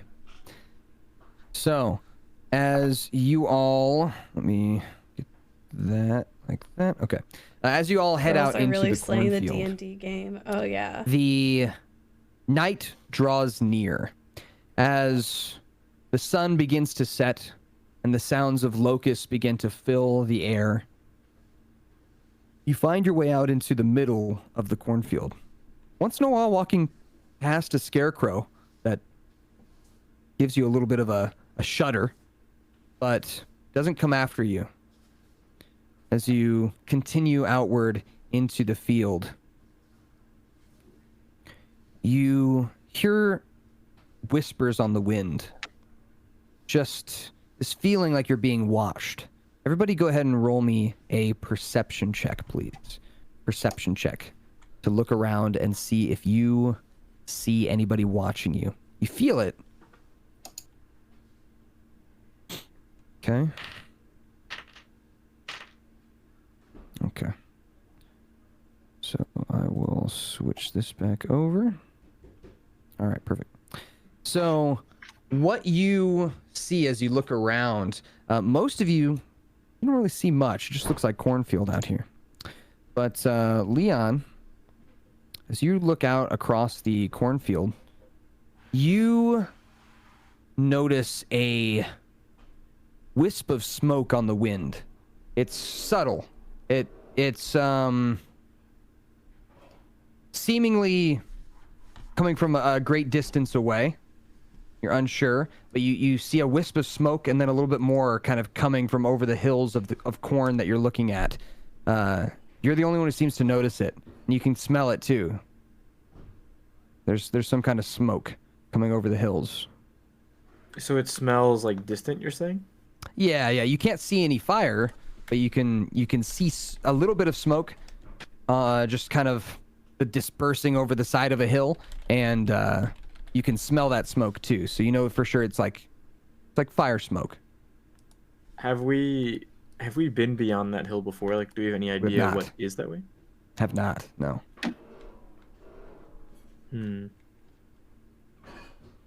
I have a feeling we should probably scope that out. Okay. So like direct. I was gonna say, do you tell your party? Yeah, no, there's something beyond the hill. I have just a hunch that it's something bad. It's something that we're needed over that way. Okay. So, with that, you guys all head over to the top of the hill. And as you walk to the top of the hill, and there's corn that covers this entire area. You're not finding a single spot that doesn't have some of this corn somewhere. It's a little bit away from where the arrow's pointing on the compass, but you want to check this out to make sure that you're safe. So you head over to the top of this hill to look out across, and you actually get a nice vantage point of this area. It is miles and miles and miles of endless crop. But far to the south, you can see a wall of flame coming towards you slowly. As this field of corn is burning. You're not sure where it started or how it started, but this fire is slowly creeping towards your location and will be on you within the hour. And it is massive. It looks like it spans 4 miles. And you're now looking up at the clouds in the sky. Those are not clouds. Those are smoke clouds that have billowed over the sky. You also hear a bunch of popping as the corn is popping from the flames as it comes towards you. So there's a bunch of free popcorn. But the flames will be on you within the hour. So you're on a timer here to find the seed. And as you get this good vantage point, you also don't see any other creatures coming for you. You don't see any more shambling masses of vines and plant. You don't see any scarecrows moving in your direction. You see a lot of scarecrows, but none moving in your direction. And for now, right now, it's just about finding the seed. Oh my goodness. Did somebody set the cornfield on fire? Like... Kitan, looking out there, he says, I've been here for years, and I've never seen anything like that. Oh. Uh-oh. maybe it's a wildfire. I don't think I don't think something normal could burn down a field this strong. I think we need to go fast. We gotta get the bag and go. Uh-oh. Yeah, I don't know what kind of wildfires you've seen, but that is certainly no wildfire. Mm-mm. Kaceytron kind of scratches the back of his neck and he goes, "Yeah, you're probably right. Maybe that's the seed then. Let's find that." Yeah, let's. Yeah, I Let's like that. I like that plan. So, Kaceytron and Crocus lead the way towards the seed, following the compass that Crocus is holding. And Crocus, as you walk, this moment when you come across where the compass is leading you is not some crazy moment of revelation. You're walking, following the nose of the compass, following the needle, and then it flips back in the opposite direction.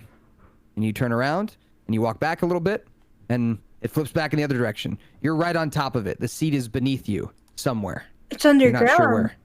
It's underground, within the soil. It's in a not inconspicuous location of the field.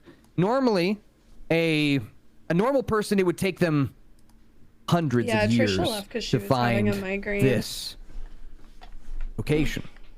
But you're standing on top of it. There's no creatures around to stop you. What do you do? I start digging with my hands. I just start digging. Okay. As you kind of dig your hands into the soil, your fingernails get filled with that soil as you push it out of the way. Kaceytron helps you as he gets down on his hands and knees and digs with you. You leave the compass kind of sitting next to you on the ground as you frantically dig in here. And I know, we gotta start digging with your hands, you don't find anything in this particular area. You dig for minutes, pushing up layer and layer of soil. This might be a team project. You're not sure how deep this is, but it could go pretty far. Oh my goodness. Do you ask your group for help? I need help. Please help. We gotta get this seed out as quick as possible. I guess we better start digging. That's one thing dwarves are good at. Thank you, Ygritte. Thank you. So is anybody not helping out? Is anybody not, like, going to try and help in this particular situation? So everybody's digging with something, whether it's their sword or their nails or something else. Everybody's digging. Jinx and Shisa and Leon, you're going in? Yes. Leon, you as well? Yeah. Okay. Ross's character, Fergus, he's already digging before you even finish your sentence, like a dog. And Neffy and, Neffy is helping dig with her spider legs. But Tyria stands there. Oh. And she says, "Really? This is what we're doing?" Excuse me, Your Majesty. I don't know if you've noticed, but the stakes are pretty high right now. We could use a hand. She kind of looks at you and looks away, then looks back at you, and she says, "You don't need my hands." I mean, back in that fight, you clearly needed ours. She rolls her eyes, and watching you all kind of vigorously dig in this area, creating a larger and larger hole. She again, she kind of shakes her head, and after about 2 or 3 minutes of silence as you all dig together, finally she gets down on her hands and knees and puts her hand into the hole to help you dig. And as she does, her hand is filled with soil, and in that soil is a small golden seed. And Is that- as she Is that Tyria? How is she the one who found it? So Kitan pipes up and he says, I didn't know it was going to work like that, but it took all of us. It wasn't going to reveal itself until we all came in for the fruits of the harvest. You mean we all had to dig? It wasn't going to let just any one of us find it. And Tyria just kind of hands it over to Crocus nonchalantly. And she goes, Tyria. sorry. No, thank you. Thank you. Crocus just kind of holds the seed in her hand, looking at it. Thank you. Tyria says, it is nothing. As you hold on to this seed, you feel a sense of home. You feel a sense of belonging. And the seed, as you're looking at it, it is just as you would imagine a small, like, pumpkin seed is kind of what it looks like. It's about the size of a pumpkin seed. And it's golden in sheen. It shines off of the moonlight as you are all here in the middle of the forest, or middle of the cornfield. And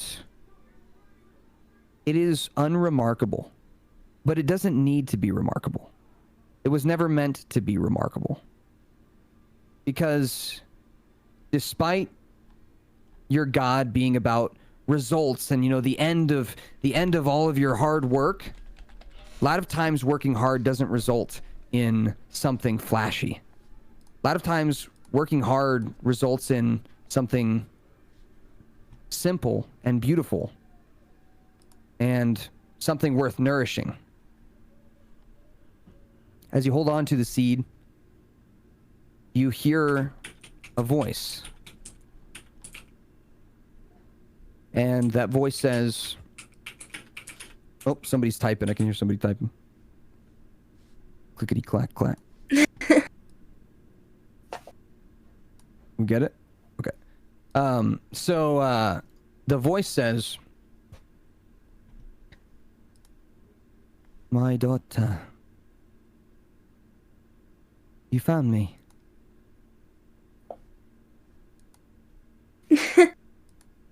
And as you hear this voice, it brings a flood of emotions and memories back to you from being, I mean, I'm talking 0 days old. You remember being born. You remember the smile of Moira. She is otherworldly in her appearance. She shines with the light of a star in the galaxy, and she has a smile that is gentle but unrelentingly hardworking. The kind of mother that would do anything for their child. And she says, I knew you would come, but I'm not sure why. I left you.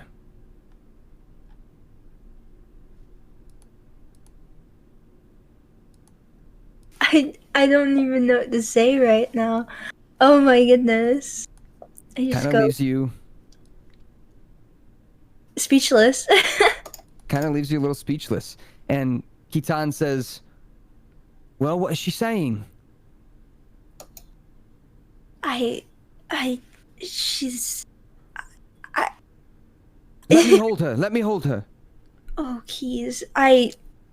Crocus tenderly puts the seed into his hands, but she knows that he's not going to hear anything. As he grasps the soil that you put the seed in and holds on to it, he kind of nudges the seed a little bit with his pointer finger. He closes his eyes. He says, I don't hear anything. Was she speaking to you? Keaton, I don't know how to tell you this, but your mom is not here. She's back where we grew up. No. You saw the letter. This is my mom. She like tenderly picks up the seed back from his hand. Keaton, It's fine. that letter wasn't about you. Yeah.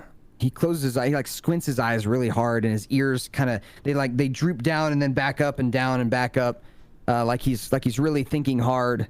And you see beads of tears start kind of forming at his tear ducts and rolling down his bovine nose. They kind of drip off of his septum piercing, and he says, "What do you mean?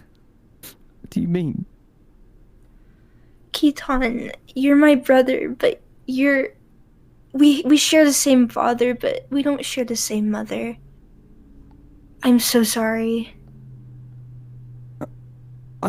I've spent years looking for her. You've spent days looking for her, and he kind of like falls to his knees.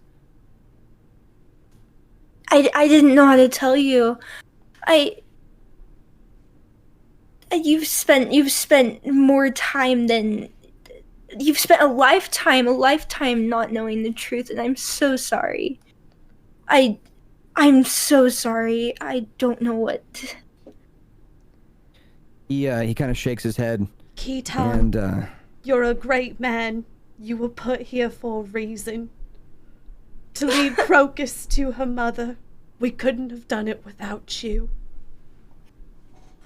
he's got his eyes squinted real tight as the tears just keep coming and dripping onto the soil.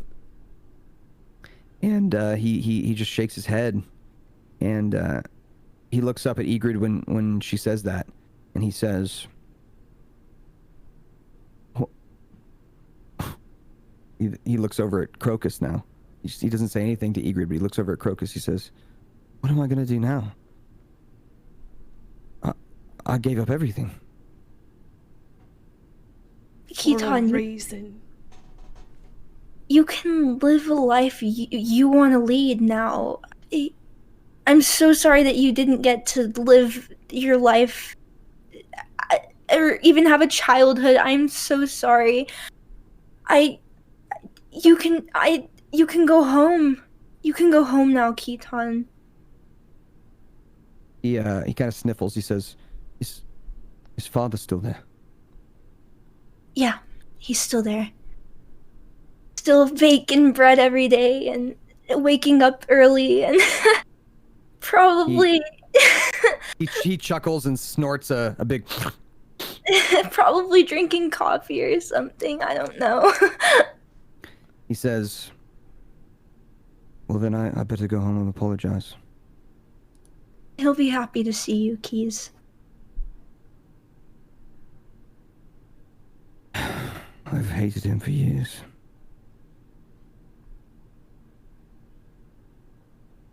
I thought of him as a liar.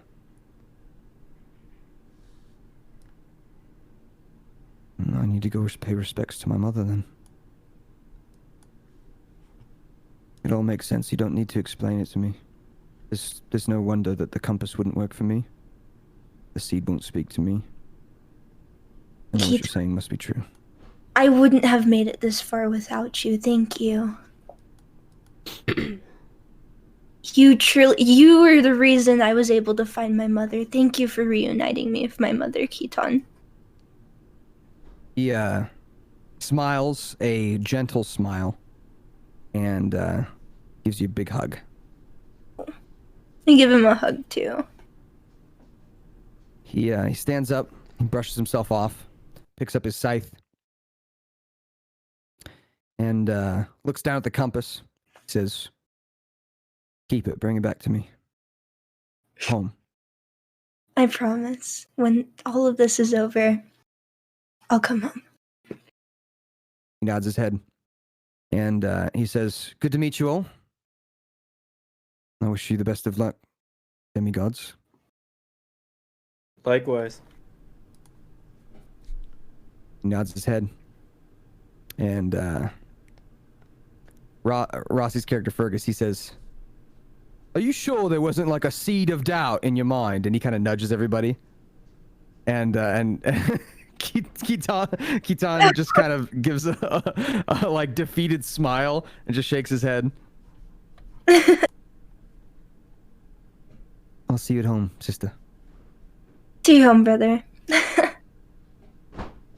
He walks off into the corn, which actually parts for him now as he walks away. And as you hold on to the golden seed of Moira and feel a sense of accomplishment here with finding it, you know that it is time to return home. And not home. Time to return to Thebes, which is like home base, and touch base with Romulus to see what the next steps are.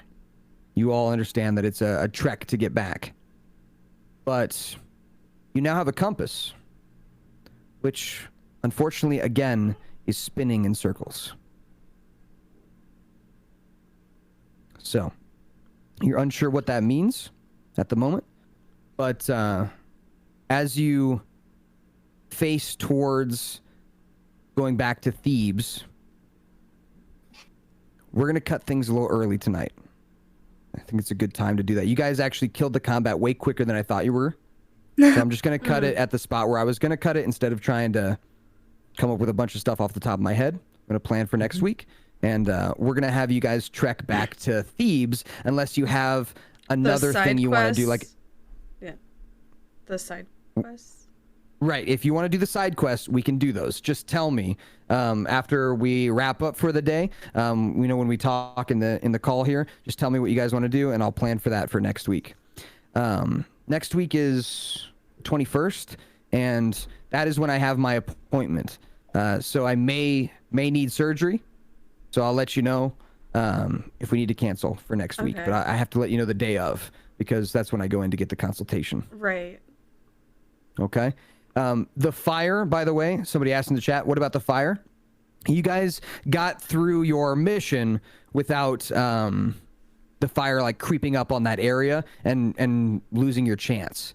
That said, don't forget that uneasy feeling of being watched that you had. And don't forget the mystery of that creature, the shambling creature that was eating people in this area and that kind of thing. You're unsure what it was all about, but that may be something that you can find out through maybe asking NPCs or doing more research or, that kind of stuff. It's stuff you'll be able to figure out. So there are some new mysteries, but you have achieved your first major goal. And from here, everything should move onward. Side quests galore. Anything you guys want to do, we'll do all that next week. But for now, we're gonna end up the session, and we'll talk in just a minute because I got some stuff I gotta mention to you guys. So I'm going to just raid you, Casey. If you're gonna stay live, are you gonna be live? Yeah, I'll be live. Okay, I'm just gonna raid you for you. now so that we can end things up. Thank you so much Raiders.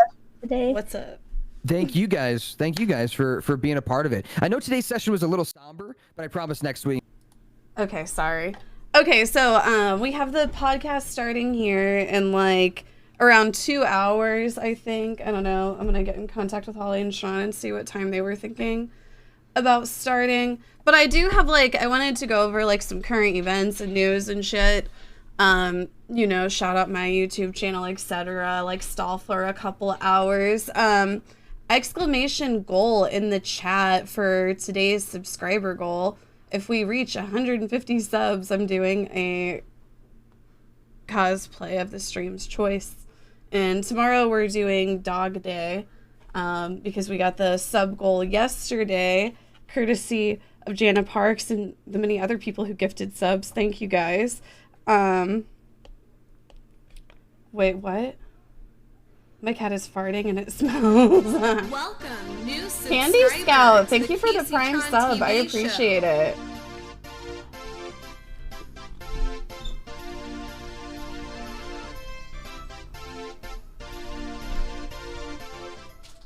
Candy Scout just subscribed. Oh, I was like, why did my fucking sound stop working?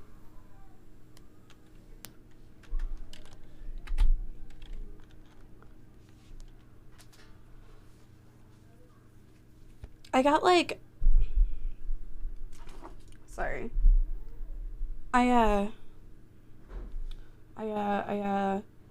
Subscriber, thank you so Mystic much. Knight, for thank you. subscribing to this stream for 1 whole year. What's up, I Commander? really Thank appreciate you. that, and so does everybody Mystic else Knight, here. thank you for the 1 Thank year. you again.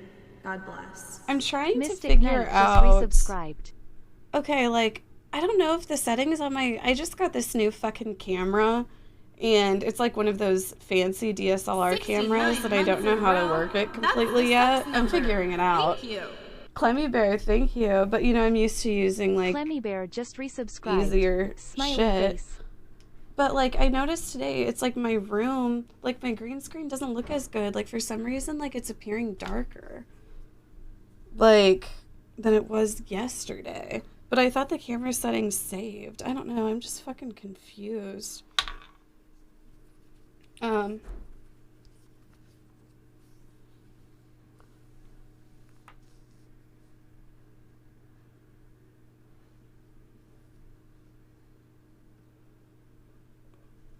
But anyway, I don't know. It's weird. Like I feel like it's darker, but not. Did you have a good time today? Oh yeah, I feel like D&D is starting to like flow together really well. Is it because I have my camera zoomed in? No.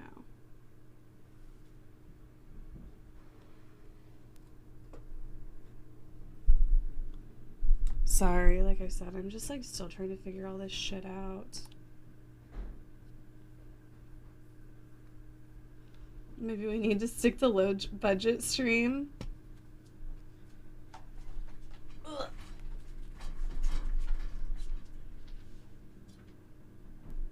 I might make myself another coffee.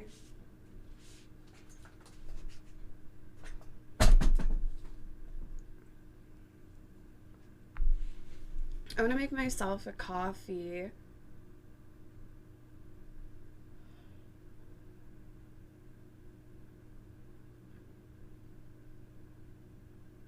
Casey, it's my... Oh, I didn't even say happy birthday. Happy birthday to your dog.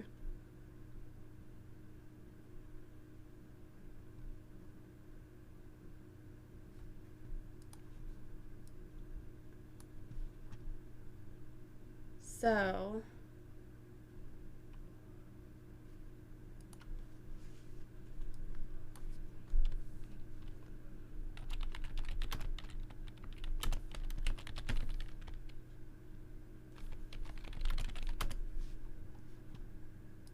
I'm gonna make a coffee really quick. Hold on, I'm gonna play like a video.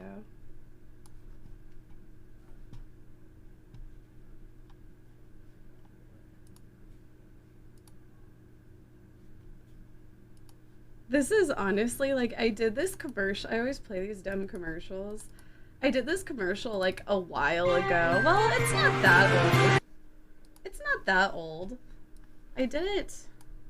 It's been like maybe a little over a year, but I don't, this one's just so funny to me still. I'm like, this is pretty funny.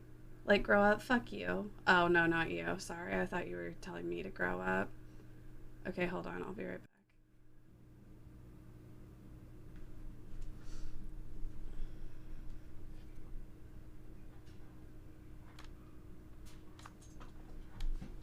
Oh shit.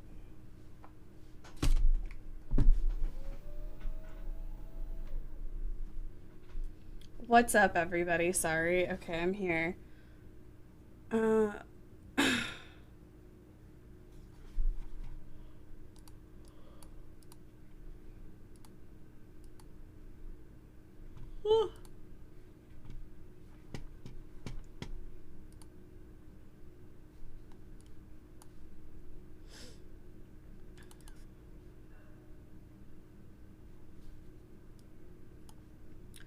What's up, everybody? Okay, just got finished doing D&D. Thank you to those of you who stuck around during the D&D role play.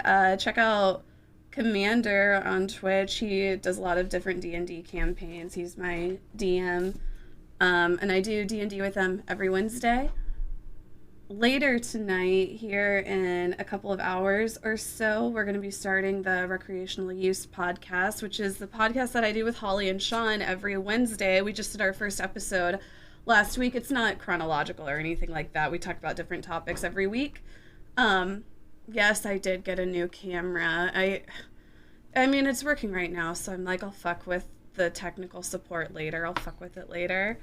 80 months now. Oh, Imagine shit. how big of a Clambake, waste thank if you you. unsubscribed. Clambake 420 just resubscribed. 123. Thank you. 123. So until we start the podcast, we're just gonna be hanging out for a little bit. So I was gonna watch some YouTube videos and whatnot. Also, be sure to follow my Twitter. You know, this is me reminding you guys. Check out my social media, my TikTok, my Twitter. I'm gonna have my Instagram back soon. And also be sure to subscribe to my YouTube channel. We just posted last week's podcast on there. And last week's podcast is also available on different podcasting platforms such as Spotify and Apple Podcasts, etc. Also, you guys, be sure to check out the fucking E-Girl Rejects YouTube. Holy fuck, like, watch our videos. They're actually pretty good. But yeah, be sure to subscribe to the E-Girl Rejects YouTube. I'm adding that into my normal shout-outs to fucking remind you guys. Like, our YouTube was doing really well, and now I don't know what happened. You guys forgot about us. E-Girl Rejects merch when... We're getting, we're gonna be getting, like, the, what is it, like, the test version soon, and then once we, like, verify that and want to move forward, then I think it should be available, I would say, within the next month or so. Oh, thank you, Maura Quendi, I appreciate it. And then another reminder, what? This is old. When will Casey be on the raid call? Another reminder, check out the Kaceytron subreddit. Post all your funny memes and videos to there. We do Reddit review every Saturday when we also do the unbanned forums and whatnot. This Saturday, I'm also going to be making sushi with Trisha later that night, so that'll be fun. Also, be sure to use my Amazon affiliate link for all of your Amazon purchases. Explanation Amazon in the chat. And your purchase could be reviewed on Amazon Saturday. Yes, paid us. And then another announcement for the Kaceytron commercial contest on May 1st. We're going to be going over all of the community submissions for the Kaceytron commercial contest. It's just to make a Kaceytron themed commercial, add PSA, whatever, be creative. Just be sure to use DMCA free music. It's fine if you use MIDI music. I'm fine with that. But yeah, due May 1st. We're going to choose the winner on stream, and then I'm going to have a bunch of new commercials to play for you guys. So yeah. Also, don't forget to follow the stream. Oh, and I'm doing daily sub goals now, so every day I'm going to have a different sub goal. Tomorrow I'm doing the sub goal from yesterday, which is the dog day, and if we get to 150 subs today, which I don't know, we might not do it, which is fine. It's fine. But if we reach the goal today, we're going to be doing the cosplay of the stream's choice. Honestly, I feel like I should make the sub goals like things that I can do like that day. But then I just know people are going to like make me reach my sub goal at the very end of my stream.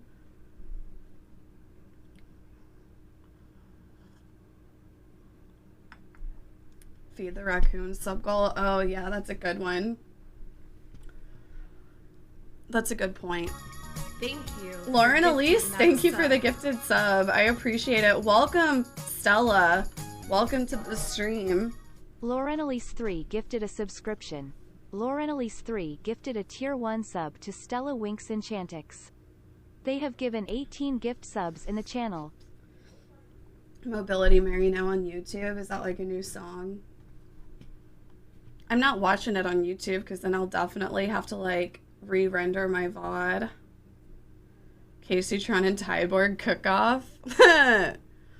That's actually pretty funny. After a month of nearly constant streaming, Ludwig's subathon ends. So it makes sense that Ludwig's subathon would end like at a point where everybody, you know, it was like nobody noticed it winning or it ending. Nobody noticed it ending, but it's like after so many times of people being like, oh, it's about to end. Oh, it's about to end. And then like a bunch of people being like, oh, this is finally the end. You know, that happened probably like fucking 10 times or something. I don't fucking know. Finally, people were like, oh, it's not really ending. It's never gonna end. So then like the moment, you know what I mean? So it finally ended. Will we get a comedy night again sometime? What do you mean comedy night?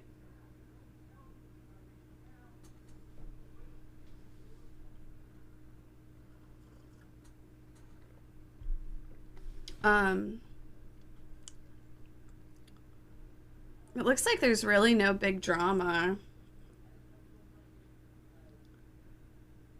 No drama, really.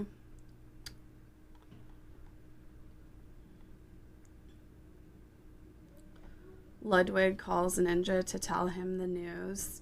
One of the Minecrafters that streams like 3 hours a week is just gonna come on and like be the new goal.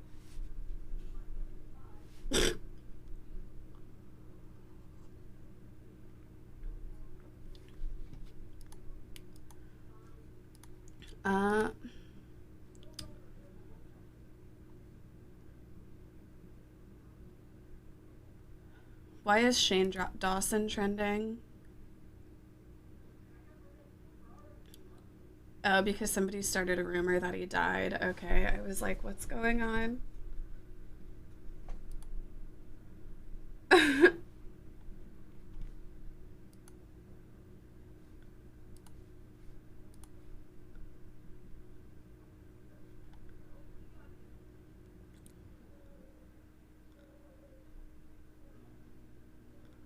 Make eyeglasses great again.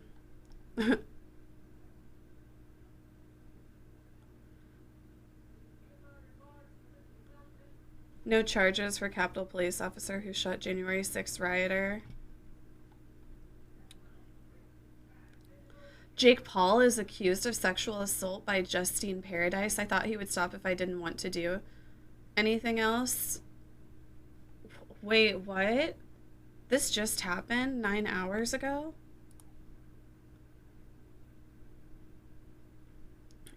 Paradise alleges Paul grabbed her face and forced her to perform oral sex and touched her inappropriately.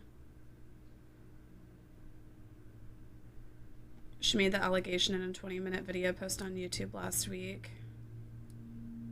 She waited for 2 years to speak out because she had signed a non-disclosure agreement. Thank you so much Something for that was subscribing required of for all guests who entered 17 his months home. in a row. Levant, Leave thank it just you. resubscribed for 17 months. Hey sis, bout to graduate college. Here is my mandatory donation for the month.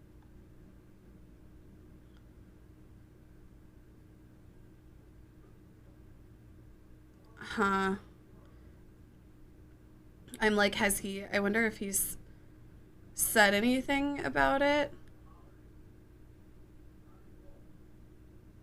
I don't know if he's replied. I don't think he has, but I feel like somebody like Jake Paul, who's like built their entire career off of like being controversial and shit, you know, like, is he really going to like lose any of his followers for it, like at this point, because he's already done so much? You know, it's kind of like it's the same thing with like fucking James Charles, you know. It's like, do they ever really face any real repercussions? His followers are kids, they don't know any better, right? he will get bigger from it, right? He'll get to make a video responding to it that'll get millions of fucking views that he'll make more money off of. This is his response. Sexual assault accusations aren't something that I or anyone should ever take lightly, but to be crystal clear, this claim made against me is 100% false. Oh, that's not surprising. Not only have I never had any sexual relationship with this individual, but this claim is solely a manufactured accusation and a blatant attempt for attention during a highly visible fight week. Make no mistake, I plan on pursuing this defamation of character case to the fullest extent of the law. There are irreplaceable damages from these types of accusations, and more importantly, false allegations of this nature diminish those who have truly been victims of misconduct. Again, this individual is directly using this attention from her social media posts and video to promote her adult content website and Amazon shopping list designed for people to buy her gifts. These allegations come conveniently for her almost 2 years after the alleged incident in the week of my fight, of course. At the time of her story, I was in a relationship, and as someone who was a mama's boy growing up, I respect women and mothers more than anything. I most certainly have never laid a finger on a girl without their consent. I will fight this to the end to prove my innocence. This isn't the first preposterous allegation made against me in my career, and it most likely won't be the last. As someone who has lived in the spotlight since the age of 16, dealing with liars, fake news, and false accusations, unfortunately, is a part of this job. I won't back down from it, and years from now, my character as an individual will show and shine through these dark moments. What do you guys think? I'm like, so who's lying?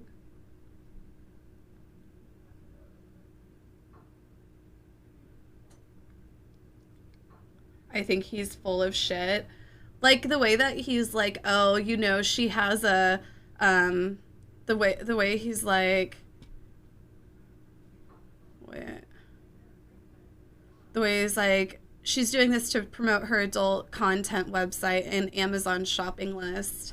It's like kind of annoying to me that like he uses that as a way to kind of like minimize her, you know?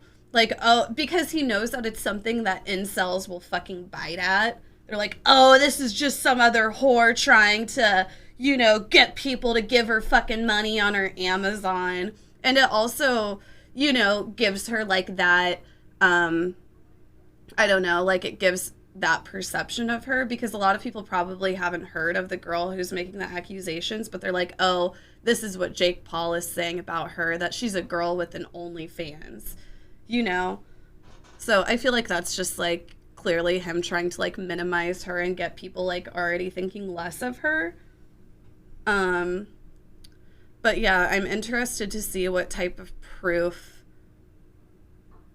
he comes up with. Like, is this just going to lead to nothing because like both parties are going to say that the other one is lying? Which, I mean, it's like, you know, whoever is lying, like, fuck them. Yeah, and then him adding in the mama's boy thing.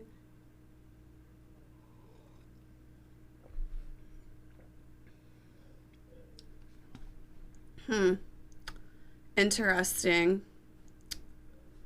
Yeah, there's honestly a lot going on this week. Oh, this is my video that I was gonna watch for my freezing camera, but control panel it's doing. I'll fuck with it off stream.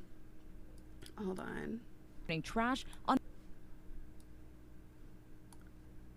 Thank you for subscribing. And CK14,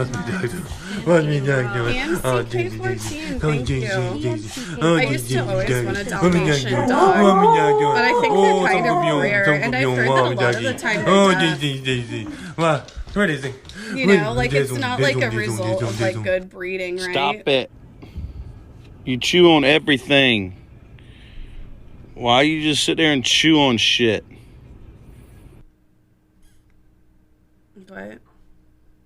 Comedian Jon Stewart is on a new mission. I love Jon fighting Stewart. For the families of U.S. service members. He's accusing the Department of Veterans Affairs of being an obstacle to providing medical care. This morning, funny man Jon Stewart is fighting for war veterans exposed to burn pits, a term used for piles of burning trash on military bases. You spend your time when you come back home basically as a defendant in a trial for your own health care. Burn pits were often ignited with jet fuel in Iraq and Afghanistan to dispose of everything from chemicals to styrofoam to human waste. Oh, I bet that like fucked up their lungs a lot, the smoke right? released chemicals linked to various types of cancers. On Tuesday, Stewart joined lawmakers to announce legislation that would make it easier for veterans with diseases linked to burn pits to access benefits from Veterans Affairs. They don't need another study. I mean, it's the same thing, like whether... the same kind of thing happened with like a lot of the people who were first responders to 9/11, like going and being in like all of that fire and ash, like caused them pretty like severe health issues years later that, you know, nobody fucking has health care for, and they're like getting tons of medical bills like years later because they put themselves in a position to help others. Like probably a lot of them, you know, like I remember when it happened, there were like all sorts of like fucking volunteers and stuff, like people like doing it, you know, for free, not because they like expected anything, but you know, you don't expect to like get a life-threatening illness because of, you know, helping people out of the kindness of your heart and like being fucked over from it years later, and like those people that you helped and that society that you helped like turning their back on you. You know, it's not a great feeling, but or not, it might yeah, not Jon be that Stewart has healthy been doing a to lot of burn like everything in advocacy sight, for healthcare. 24 hours a day, 7 days a week, next to where you're but sleeping. Jon Stewart is honestly, I think, usually on the right side of history. That's why I like him so President much. Biden has said he believes his son Beau died from brain cancer due to exposure from burn pits. Gina Cancellino lost her husband, Marine Gunnery Sergeant Joseph Cancellino, after he was exposed. He lost his war at home in my family room on July 17th, 2019 at 12:49 a.m. where What's I watched up? him take his We're last going breath. over news right This now. morning, Stewart accuses the VA of being an obstacle for service members. For them to come home and have to fight against the very government that they volunteered to defend is immoral. It's unconscionable, and it's You would think that easily veterans remedied. would get better health The VA care. says 3.5 You would million think. service members have been exposed to burn pits, which the military no longer uses. Hi, everyone. George Stephanopoulos here. Thanks for checking out the ABC News YouTube channel. Sorry, if you'd like it's to get always more loud when videos, it show switches. I fucking love this game. This was like an arcade kind of game that could have like 6 players or some shit. But it was also on Super Nintendo, I believe. Or Nintendo. I'm like, I think it's getting remastered.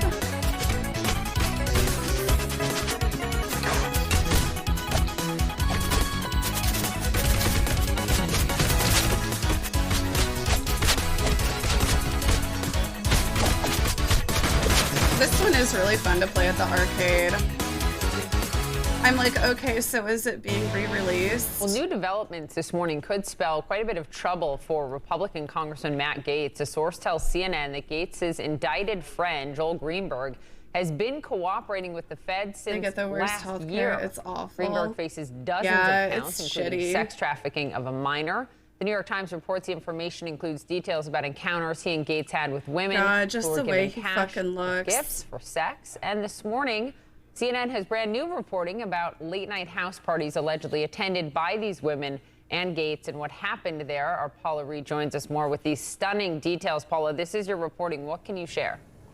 Good morning, Poppy. Well, CNN spoke directly with 2 women who attended these parties with Congressman Gaetz and others, and the behavior of the congressman and other high-powered men, along with a pattern of digital payments, could be of interest to the Justice Department as part of its probe of Gaetz that includes Digital payments, that means that allegations they of would sex have, like, trafficking a and record of it. prostitution.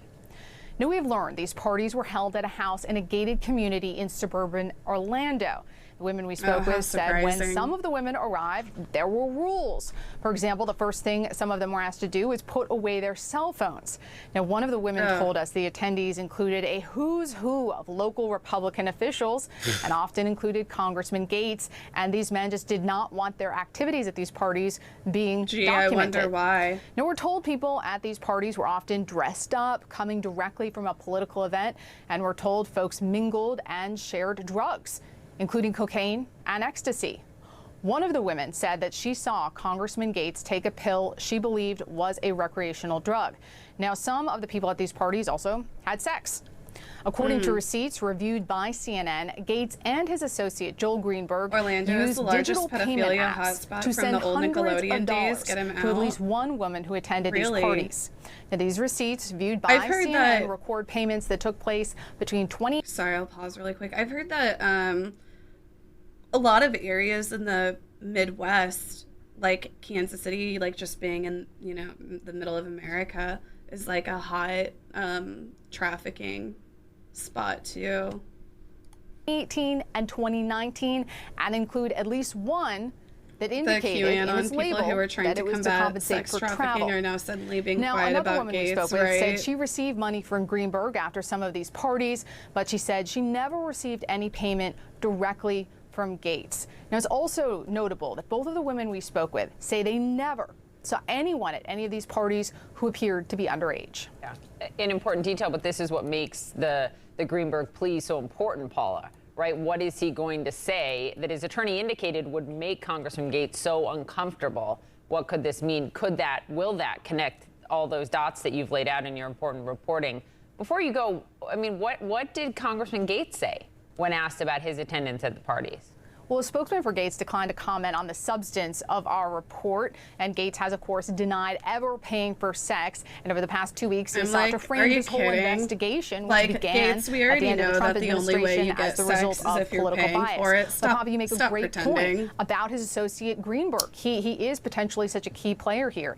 He currently faces 33 federal charges, including sex trafficking of a minor. Greenberg's attorney declined to comment for this story, but last week he told a judge he expects his client will enter a plea agreement in the coming weeks. And CNN has learned that Greenberg has been providing information to investigators. And according to people familiar with the investigation, authorities have spoken with some of the women also who have been involved with the congressman and Greenberg. But interestingly, neither one of the women we spoke with has spoken with federal investigators. Let me read you the latest reporting, largely from CNN here. First is that Joel Greenberg, who's that associate of Matt Gates, has been providing investigators with information since last year, including information about encounters he and Matt Gates had with women who were given cash or gifts in exchange for sex. And then this specific reporting from Paula Reed, welcome to CNN A New Day, Paula, and David Shortell, which says they attended parties. And at these parties, the partygoers at times dressed in formal wear from a political event they just left, mingled and shared drugs like cocaine and ecstasy. Some had sex. One of the women said she'd received money from Greenberg after some of the parties. She said that some of the payments were for providing sex, but would not say who she slept with. She did say she never received money directly from Matt Gates. Sungmin, the politics of this. How are other members, now that they're all back, dealing with Matt Gates in the day-by-day revelations here?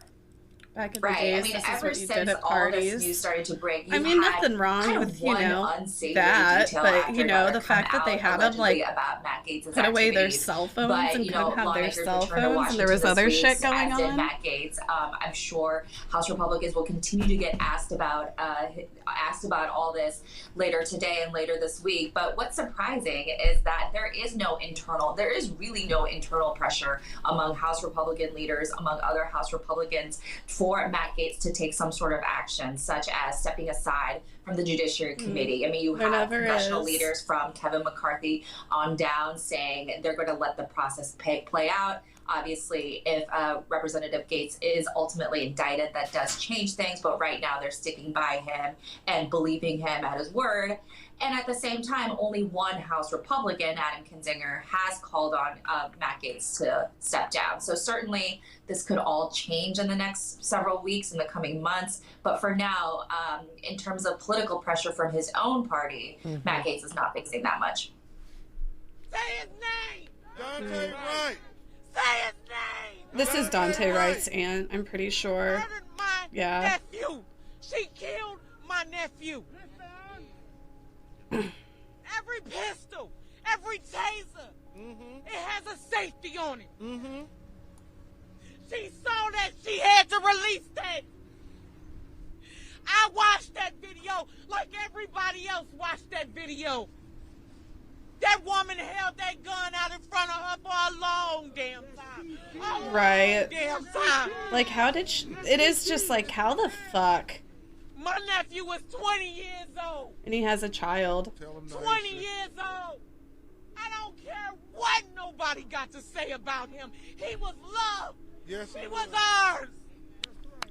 It's just so frustrating how, like, anytime anything like this happens, like, people just, like, you know, racists are trying to, like, this is no broken home. minimize and, like, act like it was, like, deserved or warranted for whatever reason. Years of love. 23. My nephew was 20. Did y'all not see my little great nephew?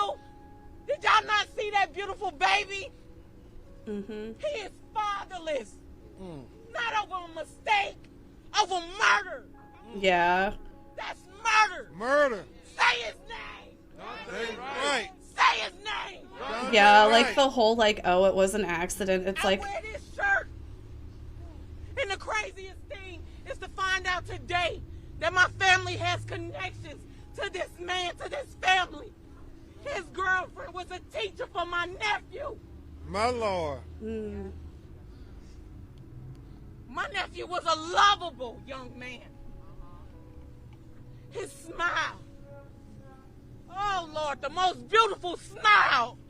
Y'all took that. Exterminate all the brutes? I haven't heard of that. My nephew's blood is on y'all hands. Tell him nice. I've never seen my brother hurt like this before. Never. The tase guns are supposed to be yellow to not confuse with a real gun. And I mean, the other thing is that she had been an officer, like, wasn't it like 27 years or some shit? Hold her accountable. Hold her higher than accountable. You train people on this stuff. You train How much does it... How long does it cost to get out of fucking police academy? Like 6 months or something? Yeah, 26 years she was on the force. And she made a mistake like that. It's like, what? Say whatever you want to say. Y'all took him. They need to pay. She needs to pay. Can you tell us what that means for her to have resigned after seeing that video, what it means to the family, and if we could hear from the family? Nothing. I don't know. It's like... Okay. Now Isha is going to respond. Great. Great. What else do you want to see? Well, I hope that since she went ahead and she Resigned is their way of getting away with it, right? That they hold her at the highest, because she was the law. She was the law, right? Protect and serve. Put her in jail. Like they would do any one of us. They would put us under that jail cell. It wouldn't be no accident. It'd be murder.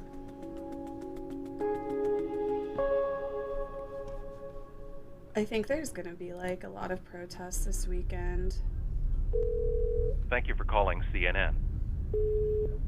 I'm Tracy. I'm calling from the foothills of Northern California. I'm calling because I've been sitting with the danger. Oh, I just saw this video that was like people are moving to the Midwest for one particular reason. And what is it? I'm like, oh, is it going to be climate change? I'm like, why are they moving here?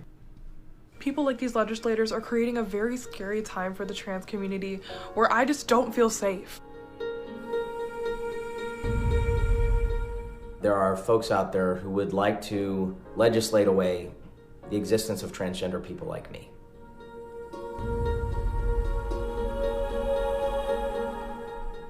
These laws are particularly targeting trans youth, denying participation in sports, denying access to medically necessary, life-saving healthcare. Hi, I'm Jacob, and I'm 11 years old and transgender. This means that my sex assigned at birth is female, but I identify and am a boy. My hopes for Jacob's future are that he can live unburdened by the struggle that we're going through now. that he can live where he wants, he can go to school where he wants, he can have the career that he chooses, he can raise a family in any state and not have to worry about being discriminated against. You have to think like how much like parents of like young trans children are probably like fucking hated on and discriminated against, you know? Like, I bet they get so much shit. And I don't really know like a whole lot about this topic. Chat is weird right now. Oh, is it people saying like hateful shit? But I don't really like know a whole lot about this topic, but I know like one of the things that they're talking a lot about is like hormone therapy and stuff like that for children. And from my understanding, it isn't like necessarily even like giving the kids hormones. It's giving the kids like a drug that it keeps you from hormone blockers. Yes, thank you. Like puberty blockers. And that's something that's used in plenty of other cases besides just like sexual identity, right? Like there's plenty of other reasons why children will get like hormone blockers that don't have to do with like sexual identity. So it's like, why is it wrong as soon as it's about that? It literally just delays puberty. There's no other effect. Opposing hormone blockers is just pure transphobia, right? If anything, it gives like the kids like more time to kind of decide, right? Like is my understanding of it and why it's like important. Can we go in emo only right now? There are some ignorant people in the chat. I mean, we can fucking call them out. Like, do they actually want to have a discussion about it, or do they just want to fucking be ignorant? Because most of the time it's like they just want to fucking be ignorant. It's like they'll act like they want to have a discussion about it, but they don't. They just want to like be ignorant and unempathetic and like not hear anybody else's side on it. But I don't know. Like like I said, I don't know like a whole lot about this topic, but one of the things that I always say is I feel like it's because one of the things that you just don't see, like it's purely psychological to the person. But there are other, like cases of people being born with no sex organs or both sex organs. Like you'll even hear like cases about like children being born with like both sex organs and the parents like almost deciding which one to keep and like shit like that, But it's like, to me, like that's proof that we have like physical evidence of people, like being born with like the wrong sex organs or both sex organs or whatever.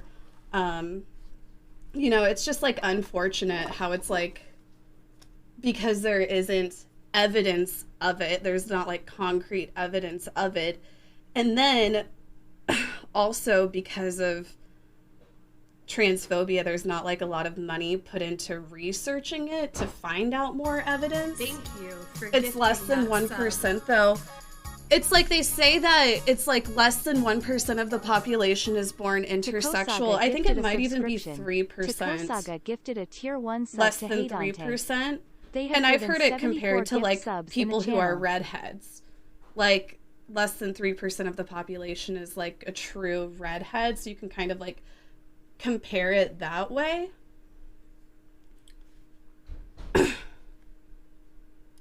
Like it's still a lot of people, exactly. Sorry, I'm like, I don't want to read this much. Well, and I'm like, here, I'll unpause the video. Oh, and like the other thing that they're talking a lot about right now is like with trans people in like different sports, like the constant argument where they're like, oh yeah, a boy is gonna transition into a girl so they can beat all the girls in sports, or what the fuck ever that fucking argument is. And how they're just like, well, biologically, it's just not fair.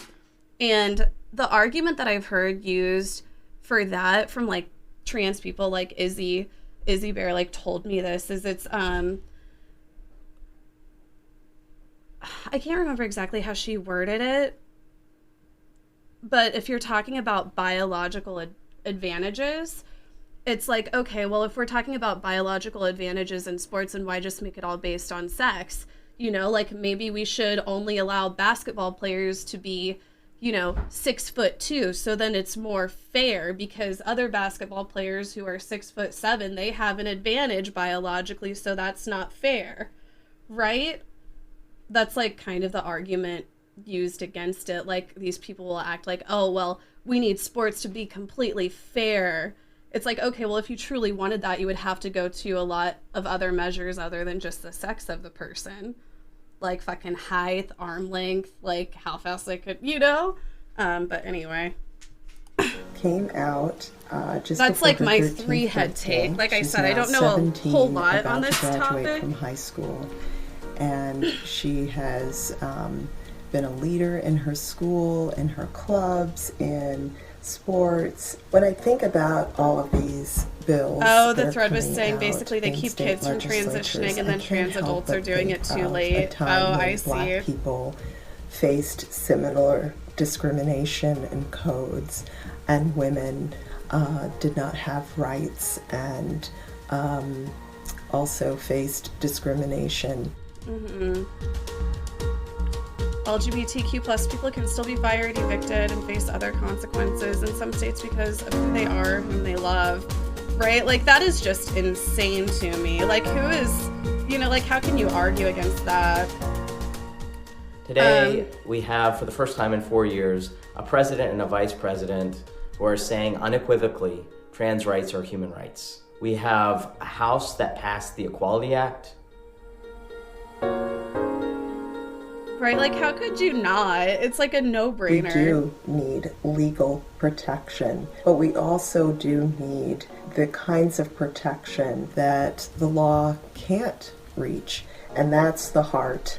One thing I think that we really need to do better at is telling the full stories of trans lives. You're very rarely seeing the stories of just everyday lives. We need to see more of that. Representation is extremely important because a lot of people like to embody and emulate people that they look up to. For example, looking up to people like Laverne Cox has really impacted my life. It's made me see that I can make a huge impact on this earth as well. As her mother, as a member of her family, we're going to do everything that we can to make sure that this world is a better and safer place for our Gia. We need more people to call their senators, their House members. We need more people to call their state lawmakers and speak out against these anti-trans actions. What trans youth want to do, they want to go to school, they want to play sports, they want to be on a team, they want to go to the doctor and be able to get the kind of care that they deserve. No matter how much you try to legislate against us. Oh, I love Laverne. We are still gonna be here.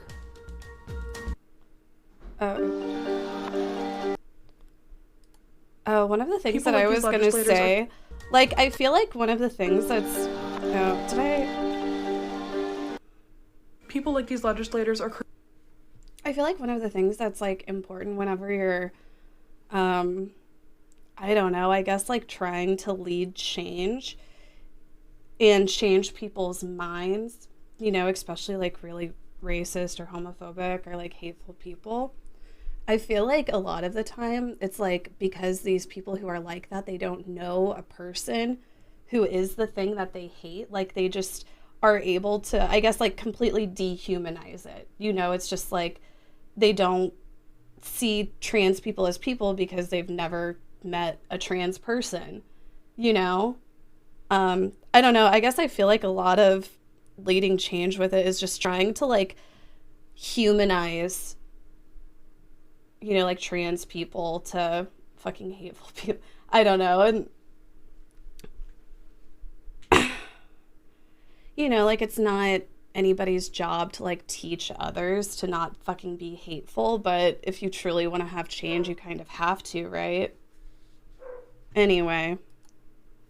It's been called the funniest dog ad ever, and it's all true. I saw this. I was like, the worst dog in America. I'm like, there's no way this dog is worse than my dogs.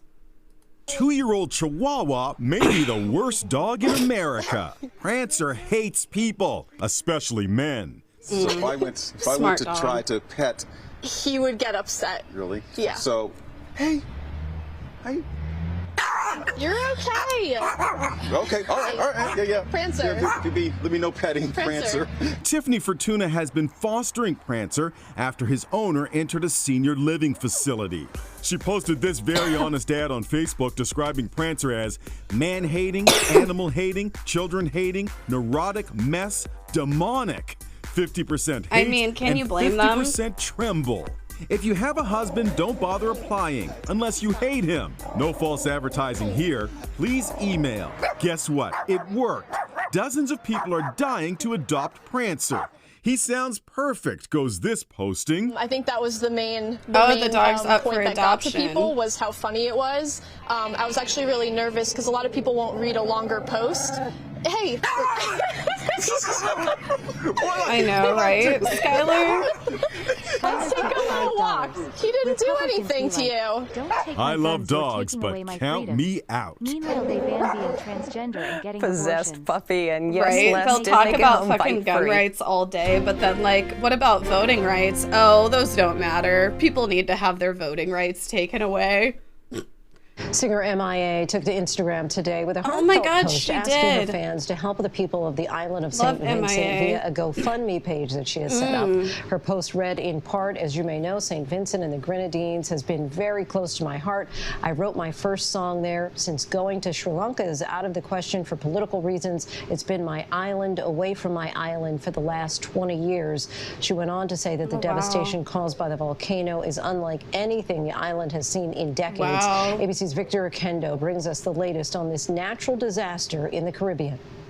St. Vincent's powerful La Soufriere volcano Zara, thank you for the 5 firing ash and months. hot gas into the sky again Tuesday. A reminder for those refusing to evacuate the red zone closest to the volcano. This threat is far from over. It is over time for you to leave. It is highly dangerous to your health. Explosive eruptions rocking the island since Friday, with more expected in the coming It's like, days. how do they leave? Satellite Are they just, images like, showing leave the it? massive Like, do they have to eruptions from evacuate the space. whole the series island? of eruptions leaving Wow. roofs like this demolished. These side-by-side videos captured on the same St. Vincent road just 3 months apart, showing the stark difference between the once sunny tropical island and its now ominous ash-filled sky. This volcano spewing a high-speed, hot river of noxious gas, ash, and rocks, sometimes traveling as fast They had as cruise ships come 400 help. miles per hour, even more dangerous than slower creeping lava. There are very few structures in the world that could stand up to the forces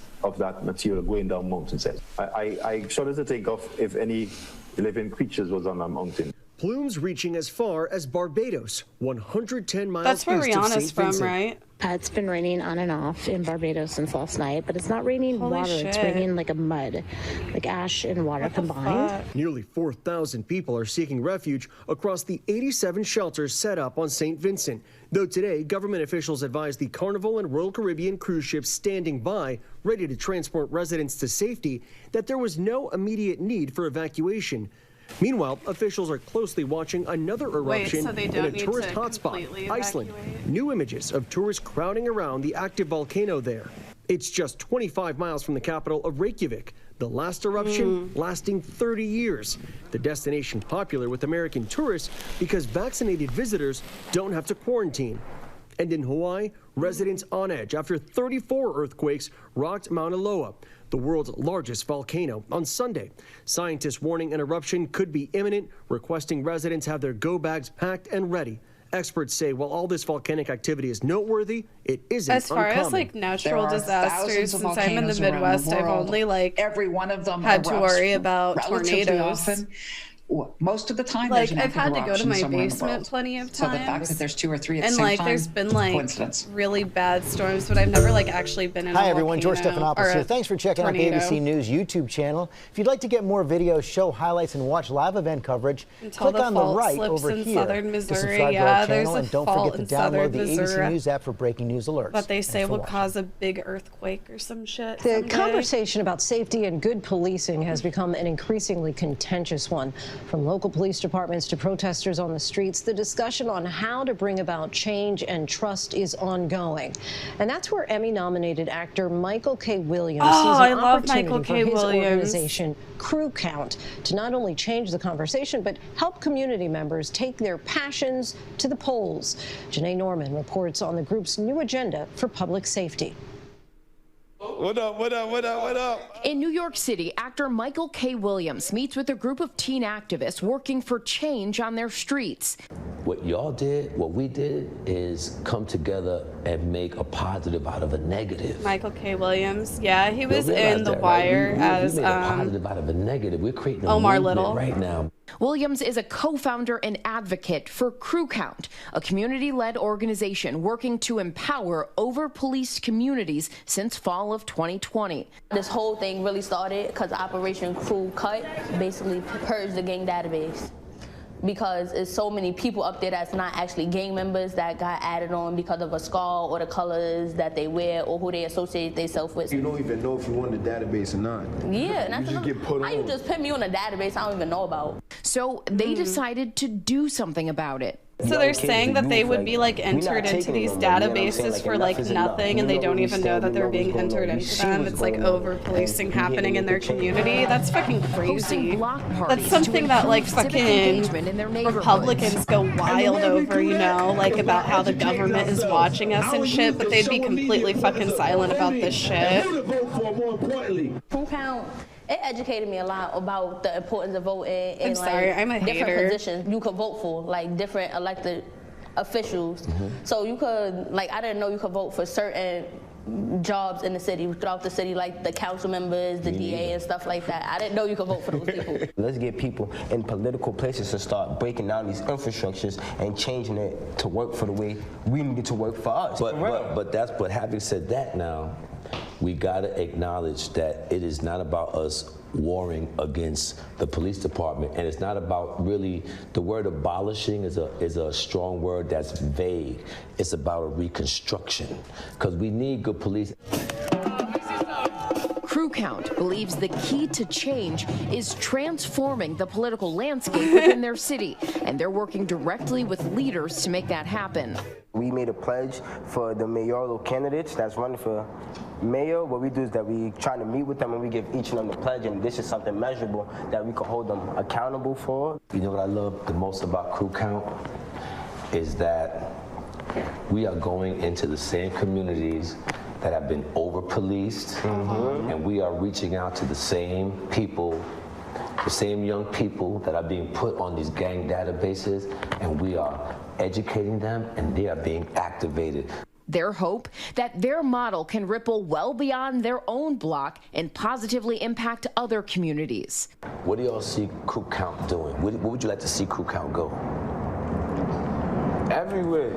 I would like to see Crew Count be worldwide. We build a block worldwide. Yeah, city by city. City by city, block by block. You about to say right now, this Crew Count NYC. They don't know. It's like Crew Count LA, Atlanta. Crew Count Miami, Crew Count Detroit, Crew Count Chicago. Everywhere. Chicago, you get me, bro. You can do Crew Count UK. Janae Norman, ABC News, New York. Hi, everyone. George Stephanopoulos here. Thanks for checking out. Good girl. Yeah. I'm okay. I promise. I'm okay. But I know. Can you go sit back down? I'm fine, baby. Sit. That's a good girl. I know. I'm sorry. I don't mean to, but I'm fine. I promise. I'm fine. Baby girl, I'm fine. I know. The dog is saying to put your mask on. I'm shaking. I know. Hi.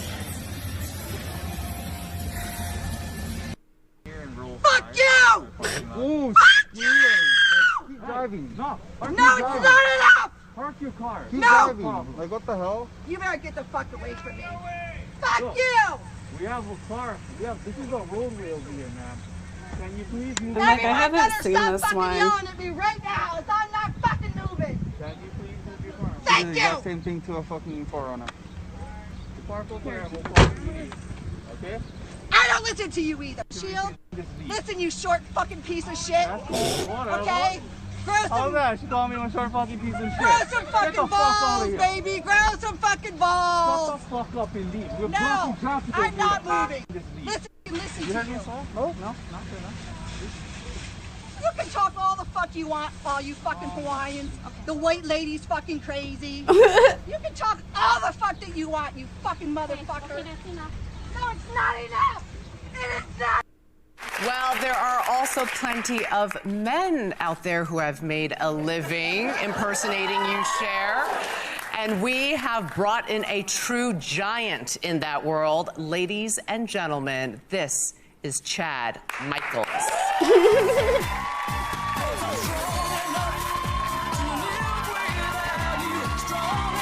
Oh my God.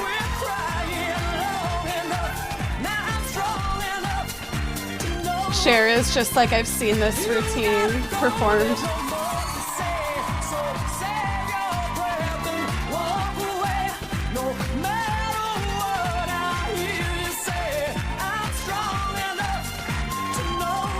She looks just fucking like her though.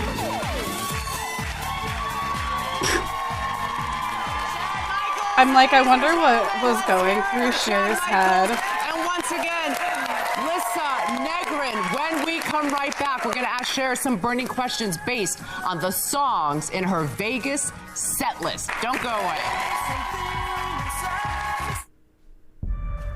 This is some new movie trailer with Why'd they put you in Angelina a fire Jolie. tower? Well, I'm just lucky, I guess.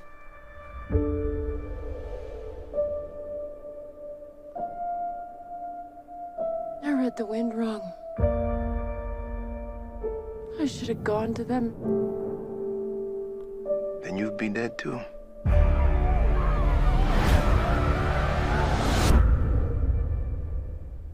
That's our job.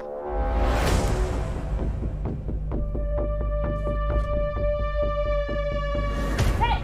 Stop! I'm not gonna hurt you. I want to see where the blood's coming from. It's not my blood. Angelina Jolie just looks the same. It's Firewatch, you're right. Anyone else in trouble? Firewatch the movie. My dad said, if anything It's based happened, off a I should game. find someone I can trust. Are you someone I can trust? We promise absolutes. Act accordingly. Those men that came for your father, did you see their faces? That's them. Cut you down. Give me something else to worry about.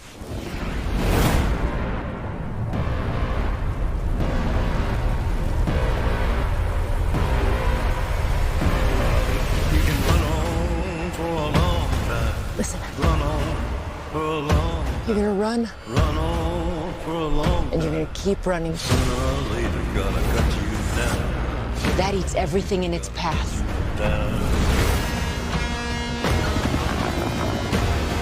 You really want to die for this kid?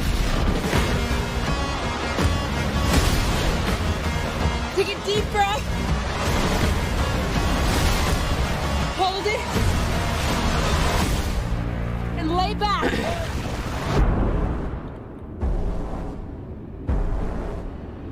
Wait, What happens somebody next? said he apparently abused her and his kids.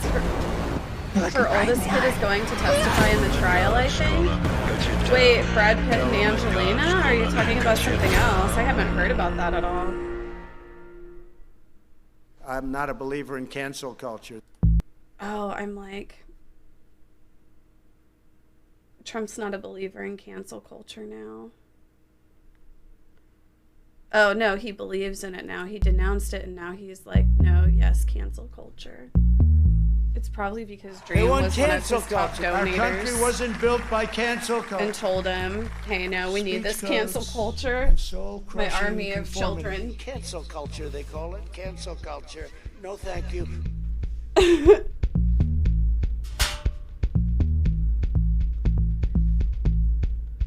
That's why Angelina has been fighting for so long for custody. What? I hadn't heard about this at all.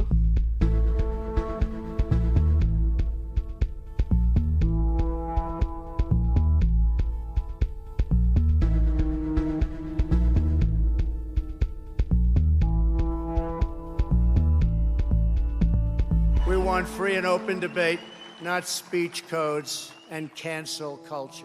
If you disagree You with saw it them, trending on they try Twitter. to Oh, I humiliate see. you, smear you, and cancel you. Cancel culture, right? There'll be no cancel culture. The point of cancel culture is not to convince you, it's to humiliate you and break you and control you. We understand their cancel culture. We're not letting them cancel culture us at all. This is the very definition of totalitarianism. And Did the it is children completely finally alien leave? to I'm our gonna piss them culture off and again. to our values. Let and me it get has my tweeter. absolutely no Just place kidding. in the United States. They're busy texting Dream right now.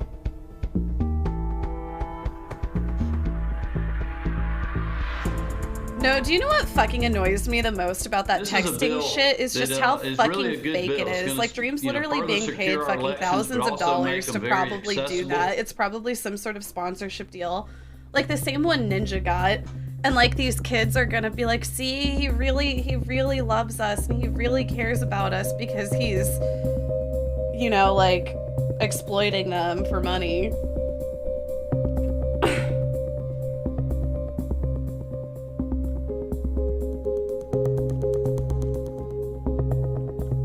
So many celebrities have that. It's so fake, right? Like, I feel like that shit, like, I'm just like...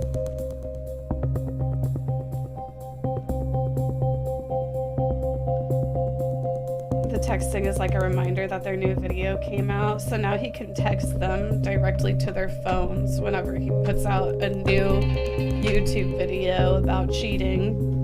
Yeah, if they want to boycott us, why don't we boycott them? Conservatives have gonna have to get Worried smart parent, in doing thank things you. that Worried we parent, actually don't like to $2. do, Hello, and that's organizing Kaceytron. similar. My child watches your stream after you outed Dream.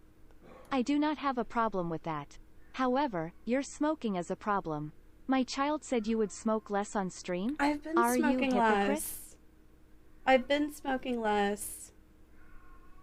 Queen of Atlanta, boo. Why the red hair bitch? Oh my God, she called me a bitch. Everybody that know me know that my tagline is Miss Juicy, baby. Why the red hair bitch look and sound like Cat Williams? Your mama sound like Cat Williams. We're gonna party and turn up in Myrtle Beach. All the bikers might be there. She might meet a little side piece. Well, hopefully she do find somebody. Maybe she'll get knocked up for real this time. Miss Juicy looks like a rotten mango. Rotten mango? Evidently, you don't know what a mango is because it ain't nothing rotten about Miss Juicy, baby. I'm gonna wear my helmet, baby. Got my horns. Oh, me so horny. Prove it. Here we go again. Oh, hell no. Isn't she precious? What does she look like to you? The gays have made Miss Juicy into a meme because they like to say that she came out and she gets really triggered and she's like, I'm straight.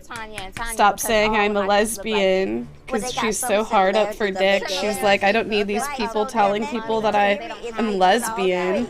I knew it. Yes. So it like really triggers her and the gays just keep on doing it. She was pregnant.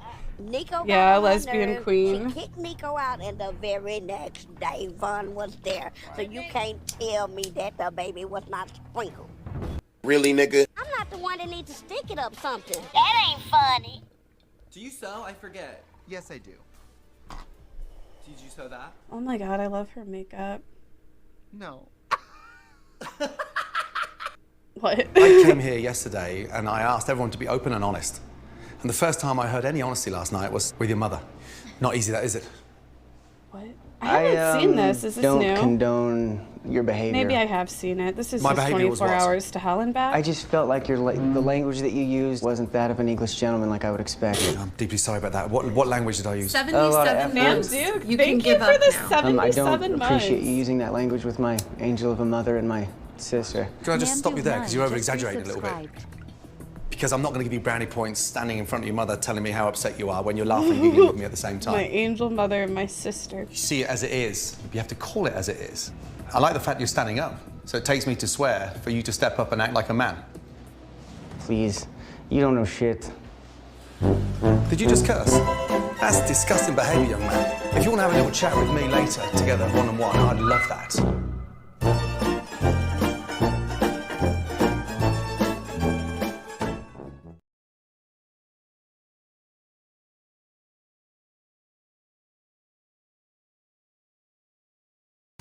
Let me just have a quick word, very, very important. Yeah. This man.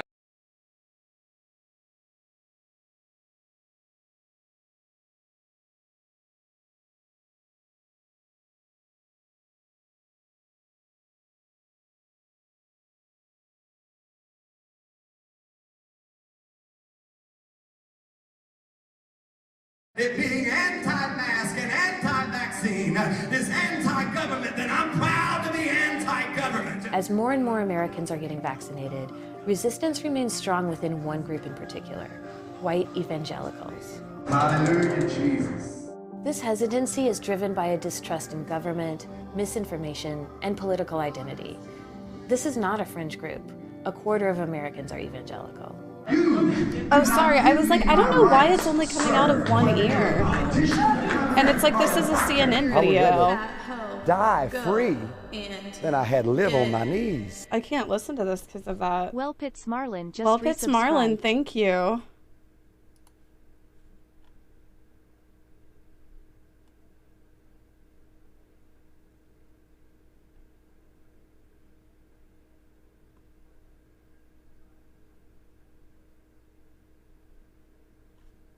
Oh, wow. News of the manslaughter charge came as a ring of concrete and steel barricades went up outside the suburban home of 48-year-old Kim Potter. Officer Potter, her husband, and 2 sons moved out after their address was published online and threats were made to burn it down. Video obtained exclusively by DailyMail.com shows the barricades being erected, followed by taunts from a passing pickup. Why are you not protecting a murderer? Officer Potter says she thought she had drawn her taser, not her gun. When she shot... I'm like, that's not going to show it, is it?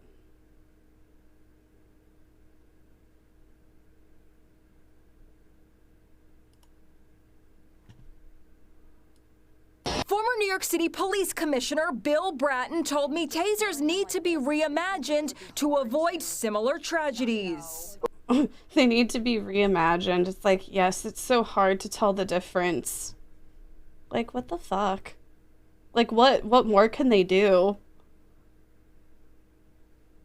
It might be a matter of redesigning it.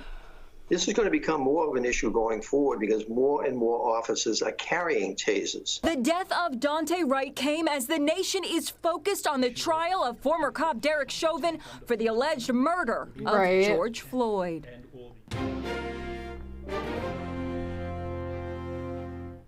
I'm fed up.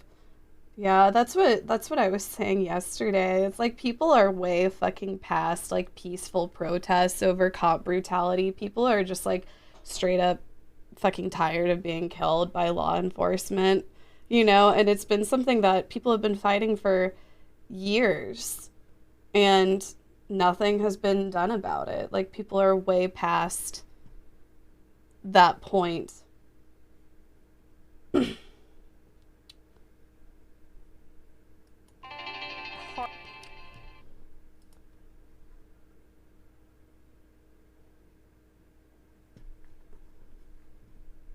Blue Lives Matter. News tips of the $2. manslaughter charge. You don't know what it's like to be on the blue line. Dumb liberals. I'm like, is that a joke? I don't know. Like, I just feel like, I mean, I'm not going to lie. I'm a bit of a cop hater. I'm a bit of a cop hater. You know, like I feel like I'm kind of like another example of like our justice system being fucked up. Like whenever I was young, I was deprived of a father for years because he went to prison for like drug charges, like nonviolent offenses, you know, like, and I think that people don't really think about how dehumanizing it is to lock somebody up in a fucking cage the way that they do whenever they imprison people, especially people who have done like non-violent things, like, you know, and then with the rate that incarceration happens in the United States, I don't know, like I said, I'm a bit of a cop hater. Like, I don't know, like, I'm sure if there were any like police officers who actually fucking watch my stream, like by now they've probably fucking gone. But I don't know, like, I've just never felt like the police have like ever made things easier, like ever. Like, I've had other interactions with the police. Like, I've talked about this before on stream, but my mom was a battered woman. My mom like suffered a lot of abuse at the hands of like a man that she was with for years. It was actually like my stepfather. They've been separated for a while, but I called the police all the time. We were like calling the police all the time, and it would just be like really hard to get him removed from the house because, you know, like my mom, like most battered women, like they don't, you know, it's like only the person being hit can, you know, like press charges. You can't do that on behalf of somebody else. And, you know, like a lot of battered women, they're like afraid to do that to their abusers. So it just becomes like this cycle of abuse where they feel like they can't do anything about it because the repercussions of doing something about it will be even worse. But yeah, like any of the interactions like that we had with the cops, whenever he would be being like really violent, it would be like, oh, well, we can't do anything. And it would be like, yeah, like I get that she's not going to like do anything, but you can't even remove him from the property whenever he's like being violent right now. And they just wouldn't, you know? So I don't know, like I've just never felt like police really help. Like, I feel like a lot of people are told, oh, the police are there to help you, but the police are there to protect the government. You know, they're there to protect the entity, right? They're not there for you.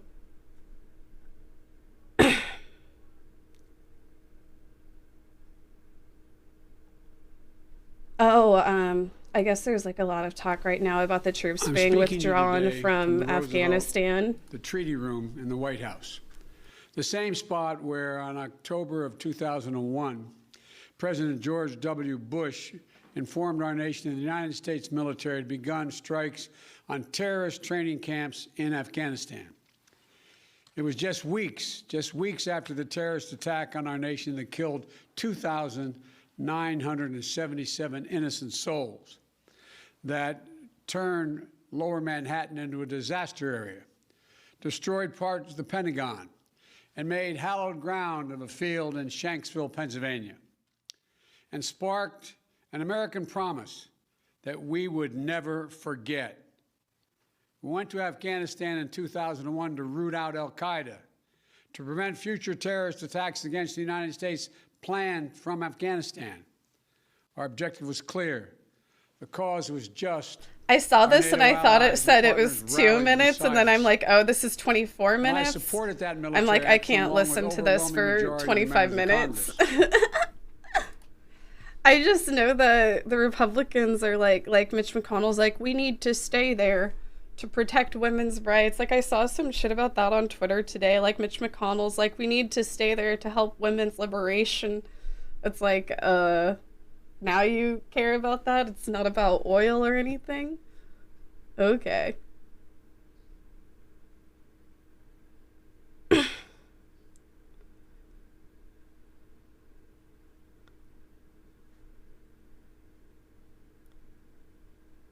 I'm like, this is a shorter video, but it's still 6 minutes.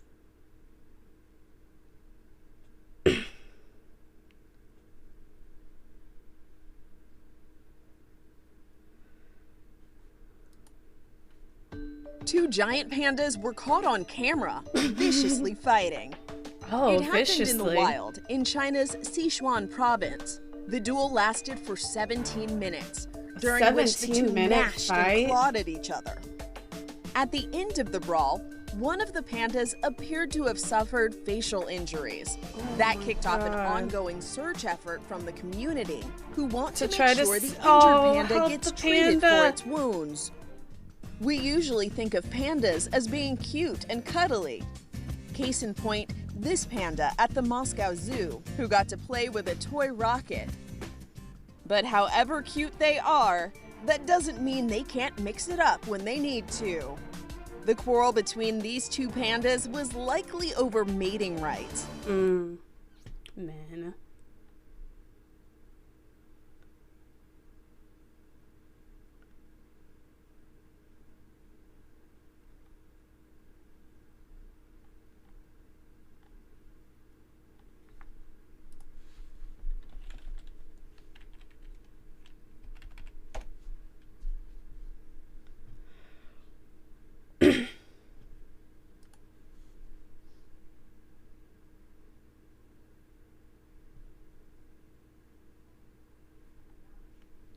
Wait, what? Why was the video deleted?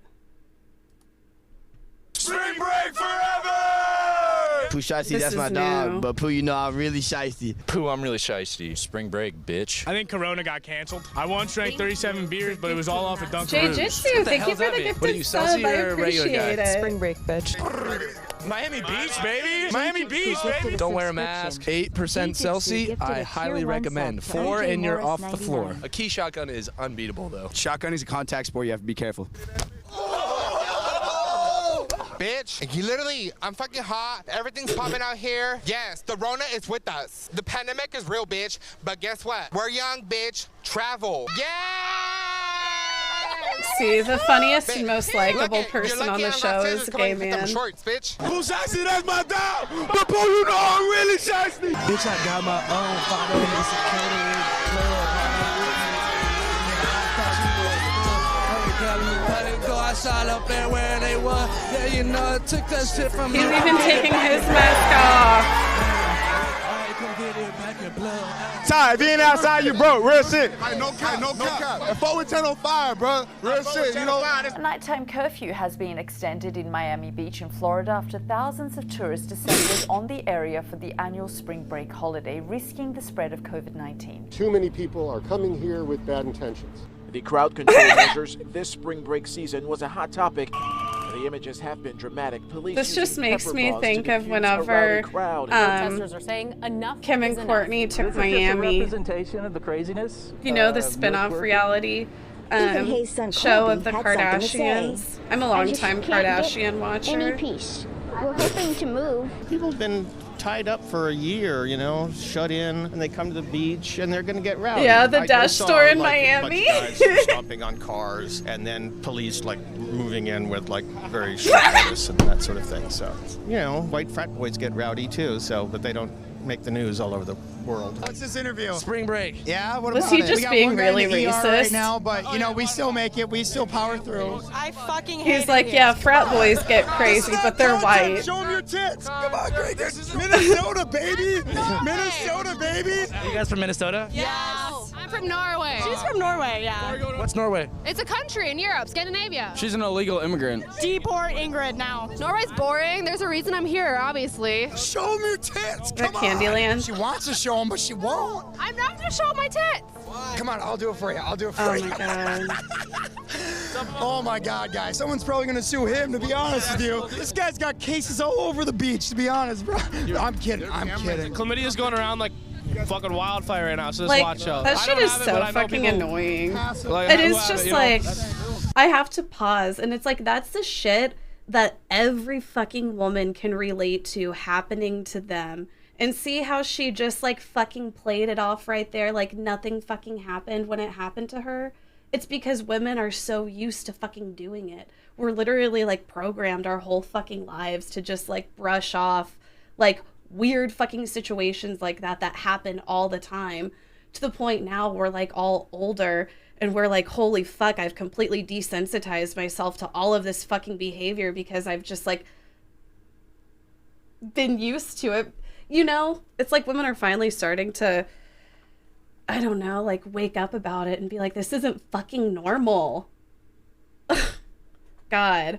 And then I hate like anytime I fucking talk about this stuff, I always have to fucking go on my spiel because I feel like there's just, I don't know, like I feel like whenever you're a woman and you like talk about things like this, it's just like always just like turned back around on you, like, oh, you're being a fucking annoying feminist and da, da, da, da, da. And it's just like, it's so fucking frustrating that we can't even like talk about our fucking frustration. We can't even like talk about our fucking frustration without it just being like minimized to, oh, you're an annoying feminist. Like, you know, it's just so fucking annoying how like you can't even vocalize it and just like, you know, vent like a normal fucking, you know, oppressed person. I don't know, I guess like most oppressed people, like they're constantly fucking minimized and like can't fucking vent and just like, oh, you're just, it's so fucking annoying, you know? But I mean, I do acknowledge that I'm the least oppressed. You know, like I'm second on the totem pole to the white man. I'm a white woman, so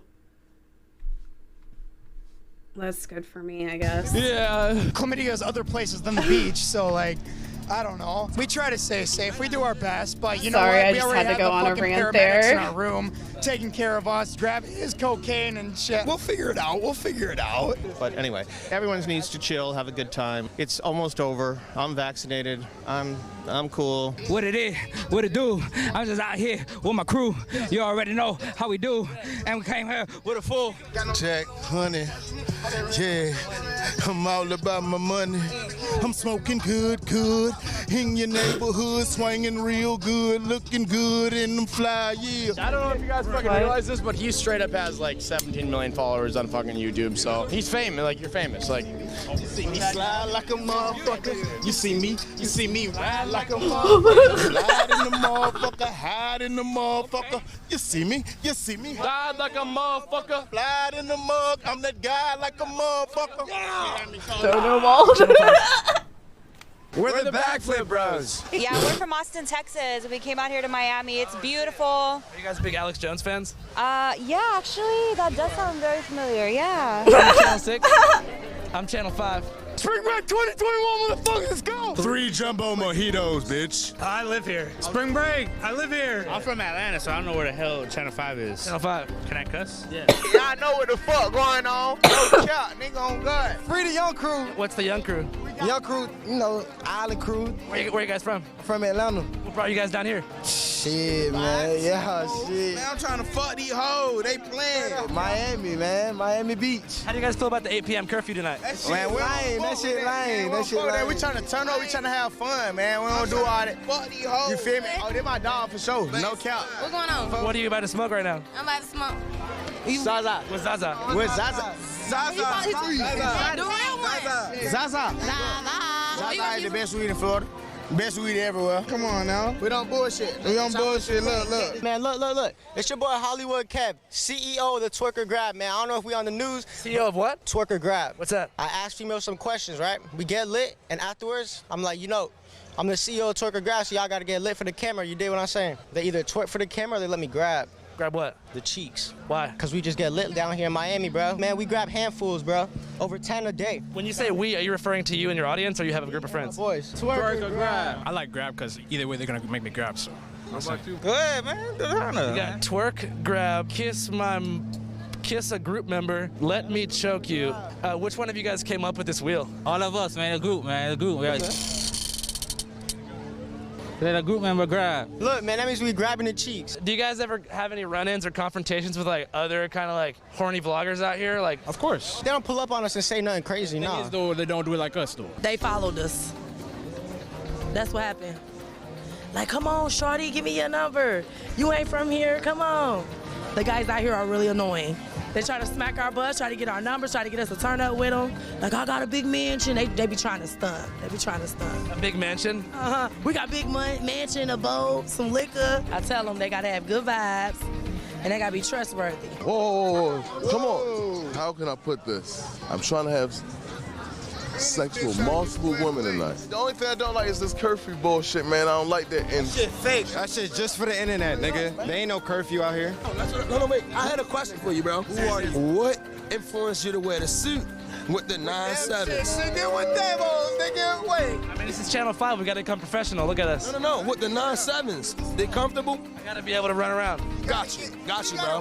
Hey, it's the white boy summer out here, you know? White boy summer? It's a real nigga summer. Fuck is he talking about? Y'all need to chill out. Fuck Corona. Fuck Trump. And fuck Raw. No condoms. White boy summer every day. My name is Justin. I like big booty Latinas. You feel me? I don't got any preference. I still like the black girls. What's up? What's up? You from Jersey? I'm hot dog lady from Jersey. Hot dog lady. Get me on the ground. Yeah, let me. What's up? Does she have over 10K? I was saying anybody who's like real followers. been to like I'll pause. What's your name? Anybody who's like been to like spring break, like I went to Cabo, Mexico a couple of years ago during like spring, whenever there were like spring breakers around, and it is just like very objectifying of women. You know, like they're doing like twerk contests, they're like encouraging women to like flash their tits and like shit like that, you know?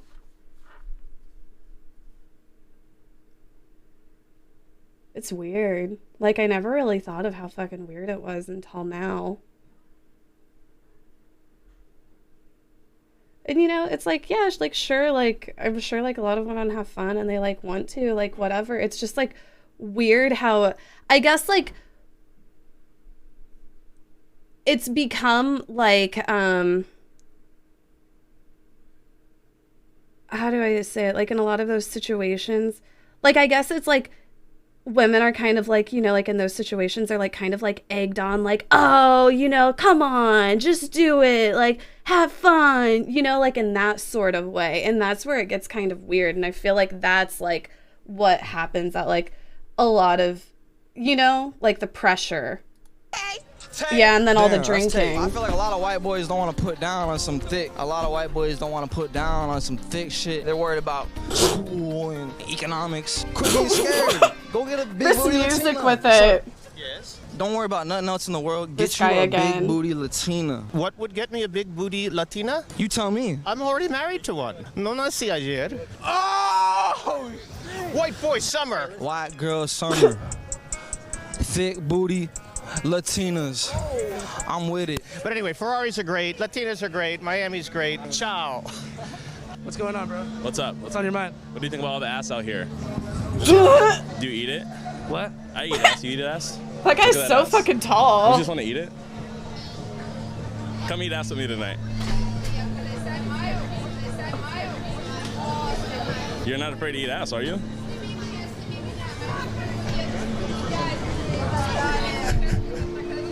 Okay. So we're eating ass tonight.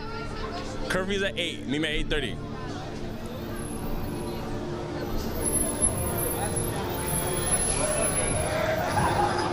What are y'all doing? Walking around, talking to people, seeing what's up. Great, let's get it popping. Here we go. All right, bro. What's on your mind? Best. What's on your mind right now? You need to come better than what's on my mind. What are you sipping on? What do you got? What are you sipping on? Fucking Hennessy. What is it? Bro, take that mic out my face. You know what I'm saying? Say something, you know? What are we recording right here? This is awkward. This is weird. I get it, but fucking interview. Say something, bro. Are you on the HEAM team? Bro, your shit is whack as fuck.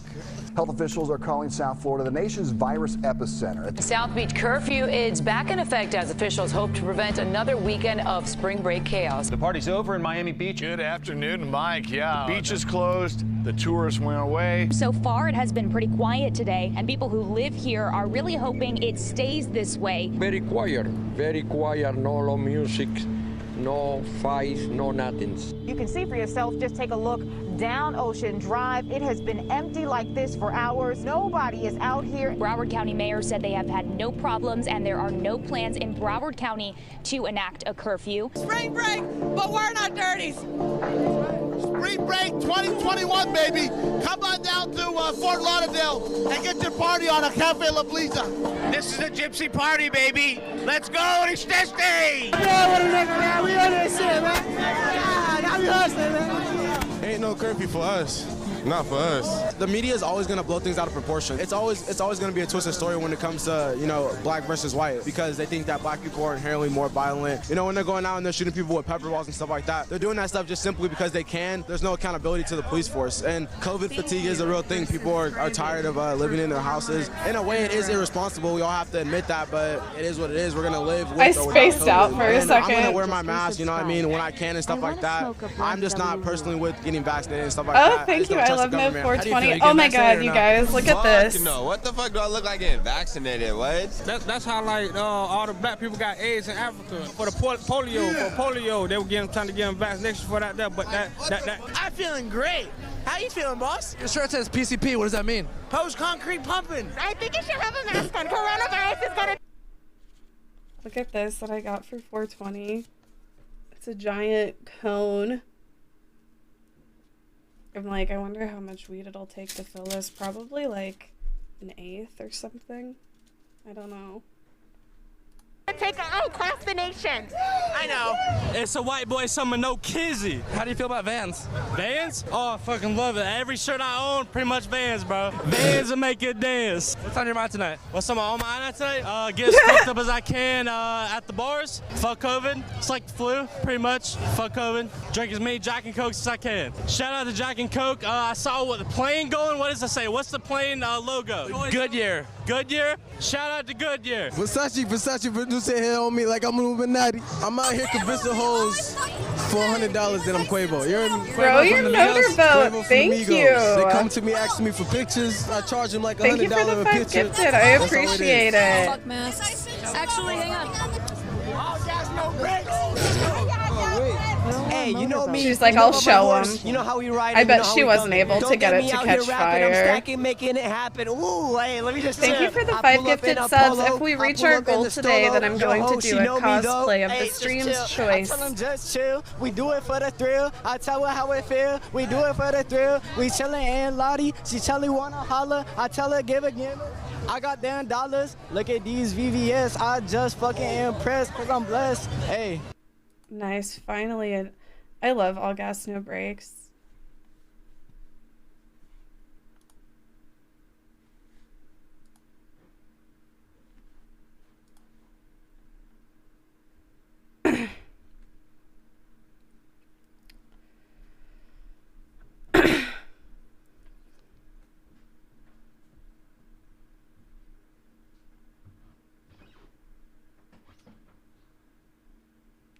What? This is 10 minutes. I can't watch this.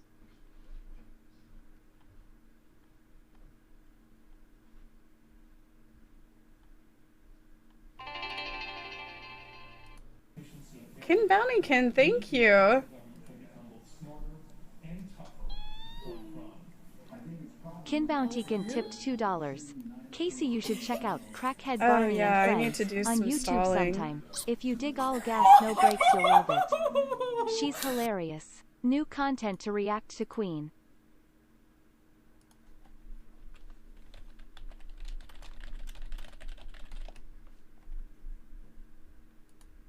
You look like a mess, to be honest. The message is, please come to our centers. Please let them know that we work together to save lives. 8,000 square feet. Excuse me, where are the police officers? Can you please come and assist us? Please come over and help us. What the heck? This woman is pregnant. Come over there. Wait, she needs. In the name of Jesus. I need a clothes hanger. Where's your vitals? I gotta pull it out. Look at the baby. We have to take it out. Mommy. Mommy. It's gonna be okay. Police around here. Fuck you, It's gonna be okay. Doctor, fucking get rid of this shit. Get it out of me! Somebody give her a Grammy.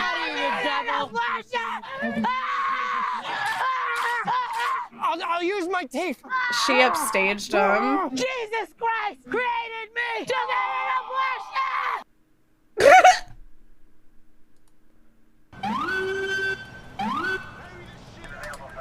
Officer Chris P. Bacon here from Rockefeller Center. We're here to see the tree and ask these little babies what they want for Christmas. What would you like for Christmas, little girl?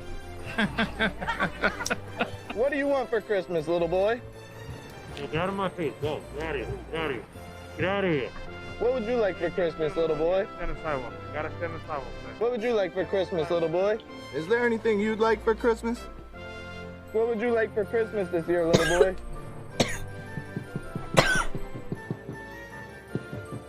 What would you like for Christmas this year, little boy? Little boy, is there anything you would like for Christmas this year? Nigga, sit on nigga clothes lap.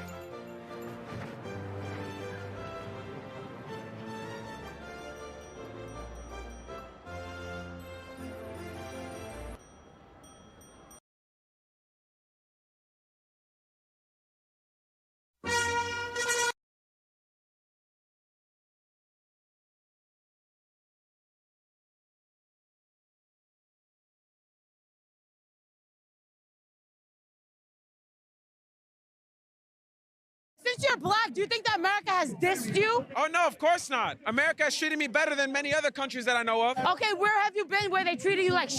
Like the hoods, like Brownsville, Brooklyn, you know? Facebook is the only place where I've been that has actually treated me so like garbage, you know? Because I'm black, because I'm not oppressed. But they're calling you a house over here. Do you feel like a house Of course not.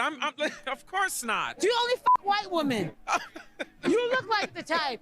Oh, not at all. I knew you were a coon. Hey, tit lady. Why you with two white bitches? Excuse me? Why you with two white bitches? I'm like, is this fake? You only like white pussy, huh? Why they gotta be two old white bitches? You couldn't get two young white bitches? Racist. Two young white bitches? Come and suck my titties. Racist. Oh my God. Too black for you, huh? What do you gotta say, big mouth? He's a lucky man. He's a lucky You're man. not lucky. Yeah, you need to put clothes on. What is that at? Where is everybody?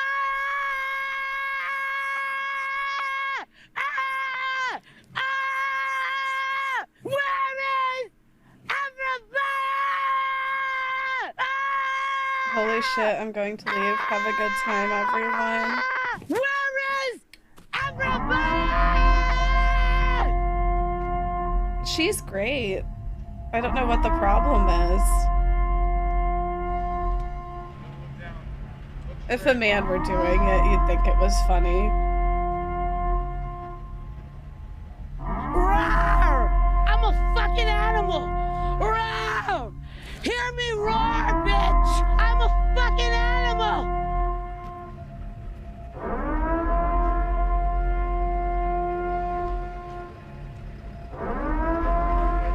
Look! You're You a get cool two titties person. for Next one. time I might sub. Well, you're not a cool person because you're not sub. Sorry. It's just the truth. If you want to be cool, subscribe to me. When I say shy, Ah!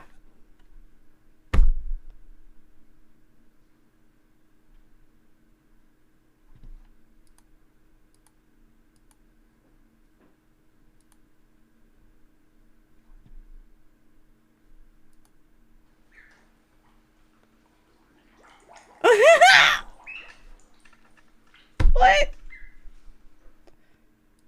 Oh my god. It's 10 p.m. Do you know where your children are? The Minecrafters' parents don't.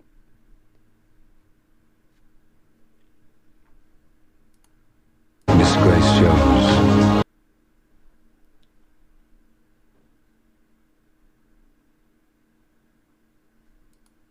These jokes seem coming from a basic bitch. Hello? These jokes seem coming from a basic bitch. Illiterate! Oh my god, cancel for ableism.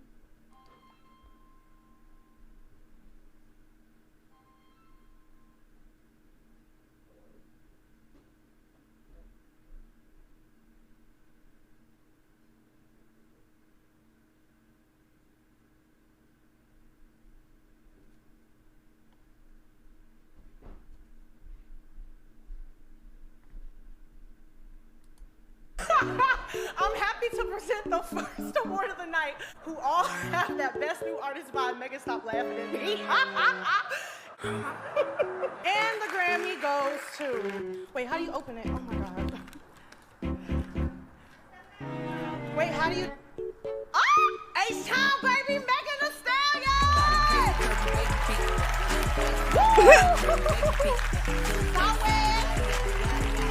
I remember thinking, I'm about to beat this bitch up.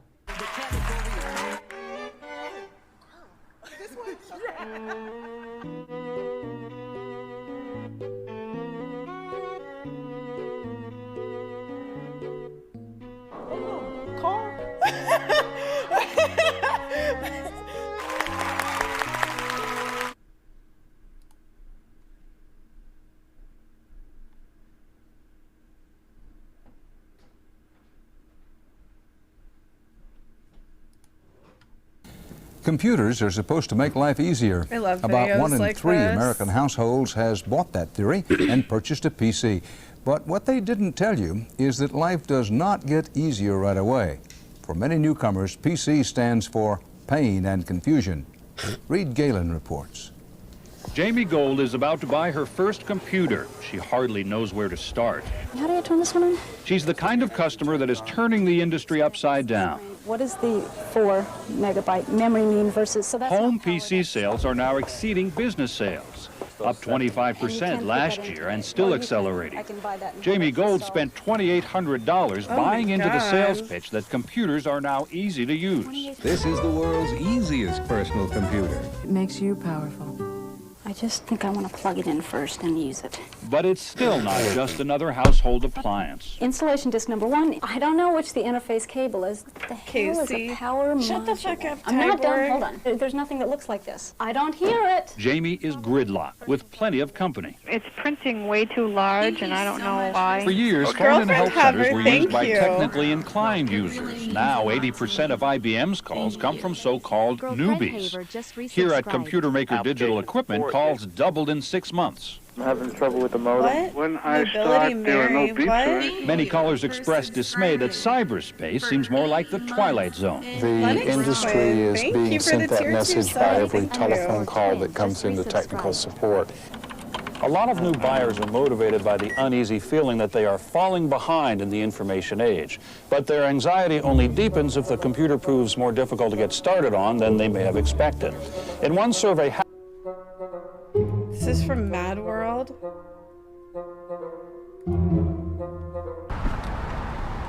Excuse me, sir! Excuse me, sir! I haven't seen this, I don't think. Signal! I have to wait!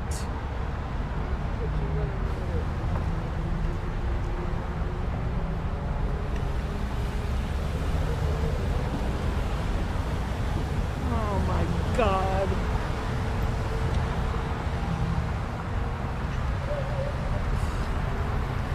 No one's gonna let me cross. Can you see if a car's coming? Melania Trump, thank you for the $2.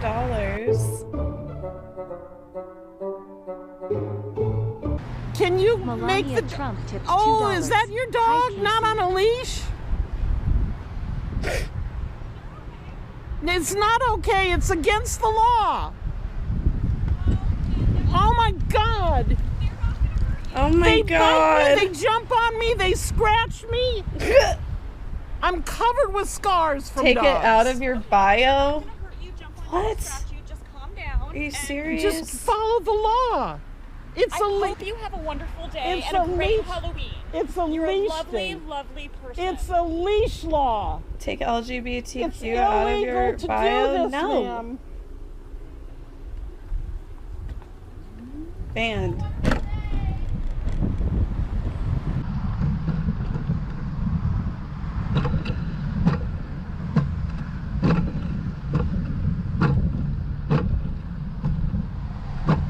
Excuse me, ma'am. Hello? Would you mind going to the side?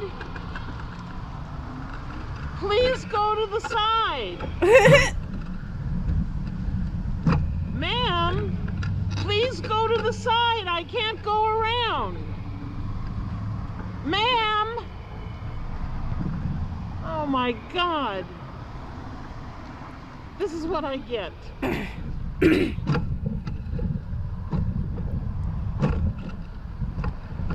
I can't go around you, please.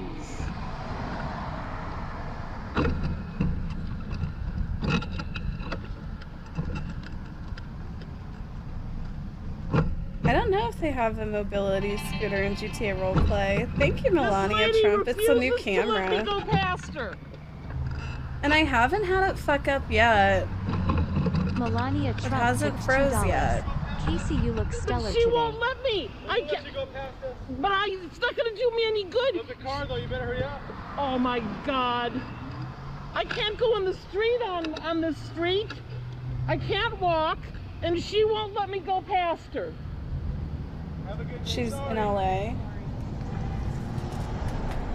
She gave me the finger.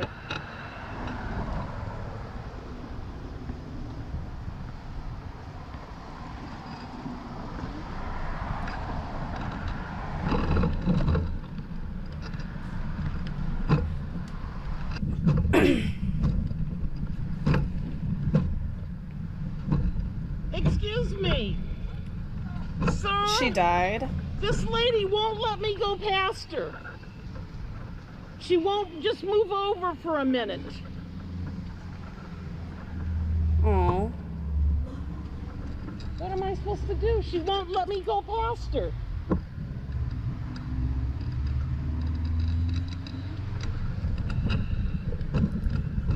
I have to start getting ready for the podcast. I will be back shortly. I'm gonna go to commercial break. We're gonna start the podcast once I get back. I'm really excited to talk about this because I feel like it's the way stuff like this gets more attention is talking about it. But we're gonna talk about the recent allegations against Marilyn Manson. And honestly, it's a lot. Trigger warning, because it's like, honestly, it's pretty dark. Yeah, we're going to be talking about that here shortly. Yeah, Marilyn Manson is a fucking creep. It's true. We're going to be talking about that shortly once I get back from break here in like 15 minutes or so. This is our weekly podcast that I do with my sister Holly Cannabis and Sean. Exclamation Sean or exclamation Holly in the chat. They're going to be streaming it as well. If you would tune into their streams, boost all of our numbers, right? But yeah, we're going to start that soon. We do this every Wednesday as our podcast day. We just did our first episode last week where we talked about hot tub streamers. That's actually available on Spotify, and this episode will be available on Spotify on Monday, hopefully. So yeah, I'll be right back.